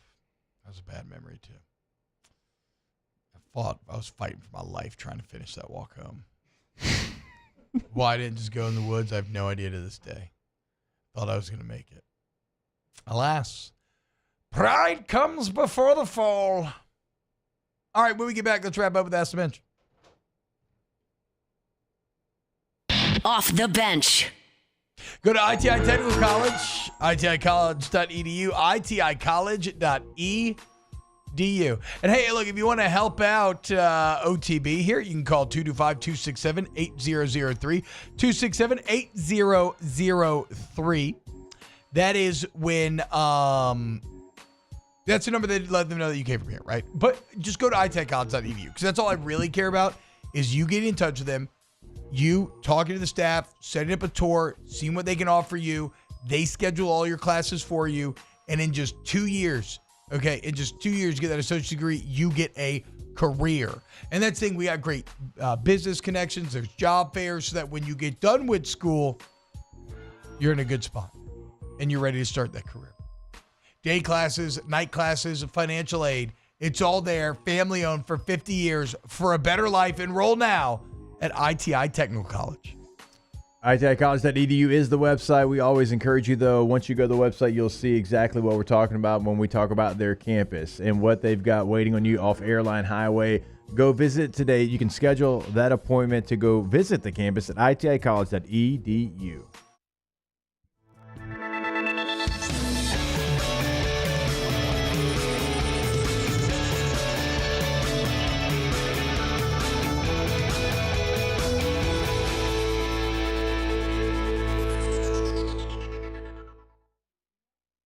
The Windsor Senior Living Community in Mandeville, Louisiana is a beautiful, vibrant apartment community geared toward seniors. They are nestled right in the heart of Mandeville, where seniors live a more carefree lifestyle in spacious apartments with the peace of mind that comes from having a little extra help. Call the Windsor at 985-624-8040 to schedule a lunch and tour. Come see how the Windsor can be your passport to peace of mind. There it is, the extra mile, on the border of expected and extraordinary for those willing to go further, like vans customized for work or play, with safety and tech to keep you connected, supported by a 5-star sales, service, and finance team, and backed by the 1-star you know. So go the extra mile. It's never crowded, because so few have what it takes to go there. Mercedes-Benz Vans. I've been doing business with Luba for 25 years. They're dependable, trustworthy. It's just the attention to detail with our clients. Our folks have years and years of experience. They're highly trained professionals, but many companies have that asset. What I'd like to think makes Luba a bit different is that we use those talents in a way that truly is dedicated to serving the needs of the folks who depend on us. Electricity is all around us, and our families depend on it. Every day is sparked by the power of a cold drink or a warm meal, a movie night, and a comforting light at the end of a dark hallway. From sunrise to sunset, playtime to bedtime, our team is ready to take care of your electrical needs. Even in the case of an after-hours emergency, the light in your life shines brighter with Mr. Electric. Breck teamed up to reimagine your parks, and you imagined big. With your help, we went to work, creating 12 beautiful community parks across the parish. A family-sized water park, miles and miles of trails, and parks just for your dogs. There are more places to splash, to explore, to run wild, and even soar. You imagined, we delivered. Gold. Breck, your #1 park system in the nation. Gulf Coast Bank and Trust is giving our customers the power to bank anywhere, anytime during this challenging event. And we're right there with you. Yeah! For the first time, it's going down history, baby. New 3-6 Mafia, featuring 8-Ball and MJG, Young Buck. It's a Tennessee thing. Welcome back to the 9th-ranked morning sports show in America. Off the bench. What's happening, y'all? Welcome back. OTB. Reminding you, All-Star Toyota, allstartoyotabatonrouge.com, right there for Airline in Goodwood. Hey, guys, if you need a service center, collision center, they're available. They're the best. All makes and models are welcome. Free professional estimates, excellent lines of communication throughout. All-Star Toyota Baton Rouge, allstartoyotabatonrouge.com. For now, it's time for a little Ask the Men's, brought to you by Cold Cruise Light. Visit our Tulsa Blue Moon Line Sky, such as sweet. What's your favorite historical film or a movie about a piece of history?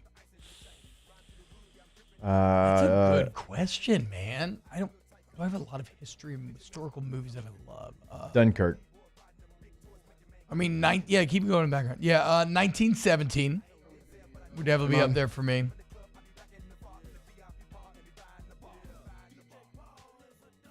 Yeah, I mean, that's the first one that comes to my brain, 1917. Yeah, mine was Dunkirk, so. Ask the bench, who's your celebrity crush as a teenager? As a teenager? Rihanna. Makes it funny. I think I'm older than Rihanna. Yeah, that's what I was laughing. As a teen? Kate Beckinsale as a teen. I mean, I had a crush on. I had a crush. Yeah, that makes sense. Kate Beckinsale, that makes sense. I always had a crush on Sloane from Ferris Bueller's Day Off. Yeah. And Hayden Panettiere and Remember the Titans. Just kidding. Hayden Panettiere and like the other movies, when she was like my age. Okay, probably is your age. So like. No, I know she was, and then she started doing. There was like some I can't remember the name of it. Probably Jessica Alba for me. Oh, actually, that was probably my first. That's actually wrong. Yeah, that's the right answer for me. That was probably mine. It's a good call.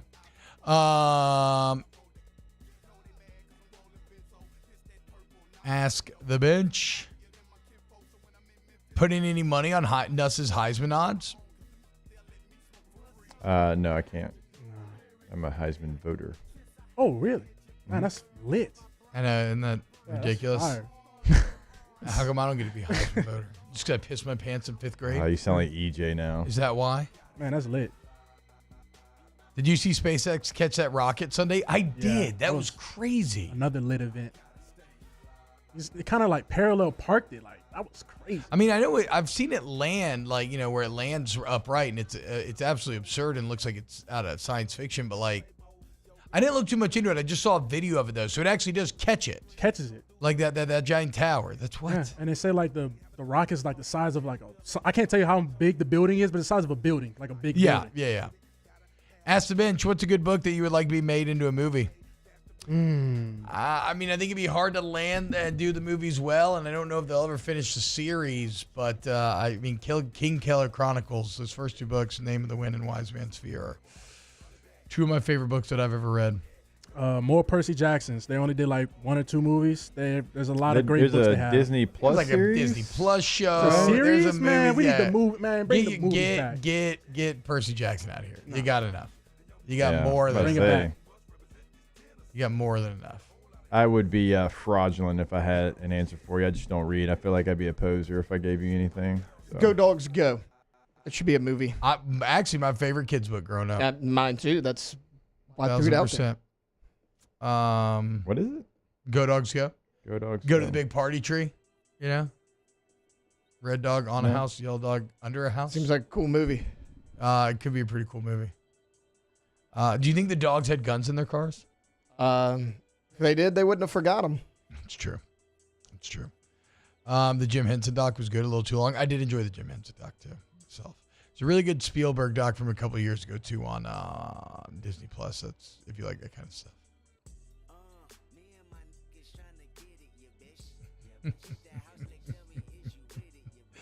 As the bench, how much sausage can T-Bob handle in one setting? A lot. 4 links, at least.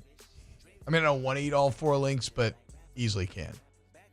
Why is it called a hamburger when it's not made out of ham?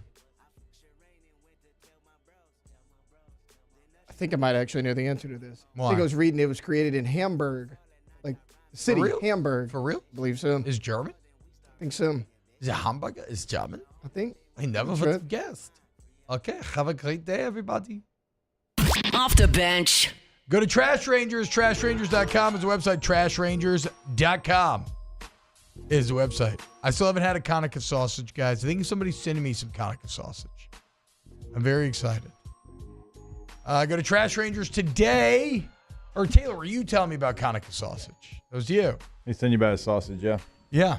The Conica version. No, but I was asking about the Conica. Yeah. Look, man, you go to Trash Rangers, you're a business owner, you need front load dumpsters emptied anywhere from 1 to 6 days a week. We understand the flexible needs of business. Hell, we are a local business, okay? We get it. If you need roll-off dumpsters, 15, 20, 30 yards even, again, we got you. Get in touch with us. And if you live in Livingston or Ascension, you want to make the switch. You see the red cans popping up all over the neighborhood, and that's because it's a level of customer service and give a damn reliability and efficiency that you do not get with the national companies that don't give a damn about it. You go to TrashRangers.com. There it is, the extra mile, on the border of expected and extraordinary, for those willing to go further, like vans customized for work or play, with safety and tech to keep you connected, supported by a 5-star sales, service, and finance team, and backed by the 1-star you know. So go the extra mile. It's never crowded, because so few have what it takes to go there. Mercedes-Benz Vans.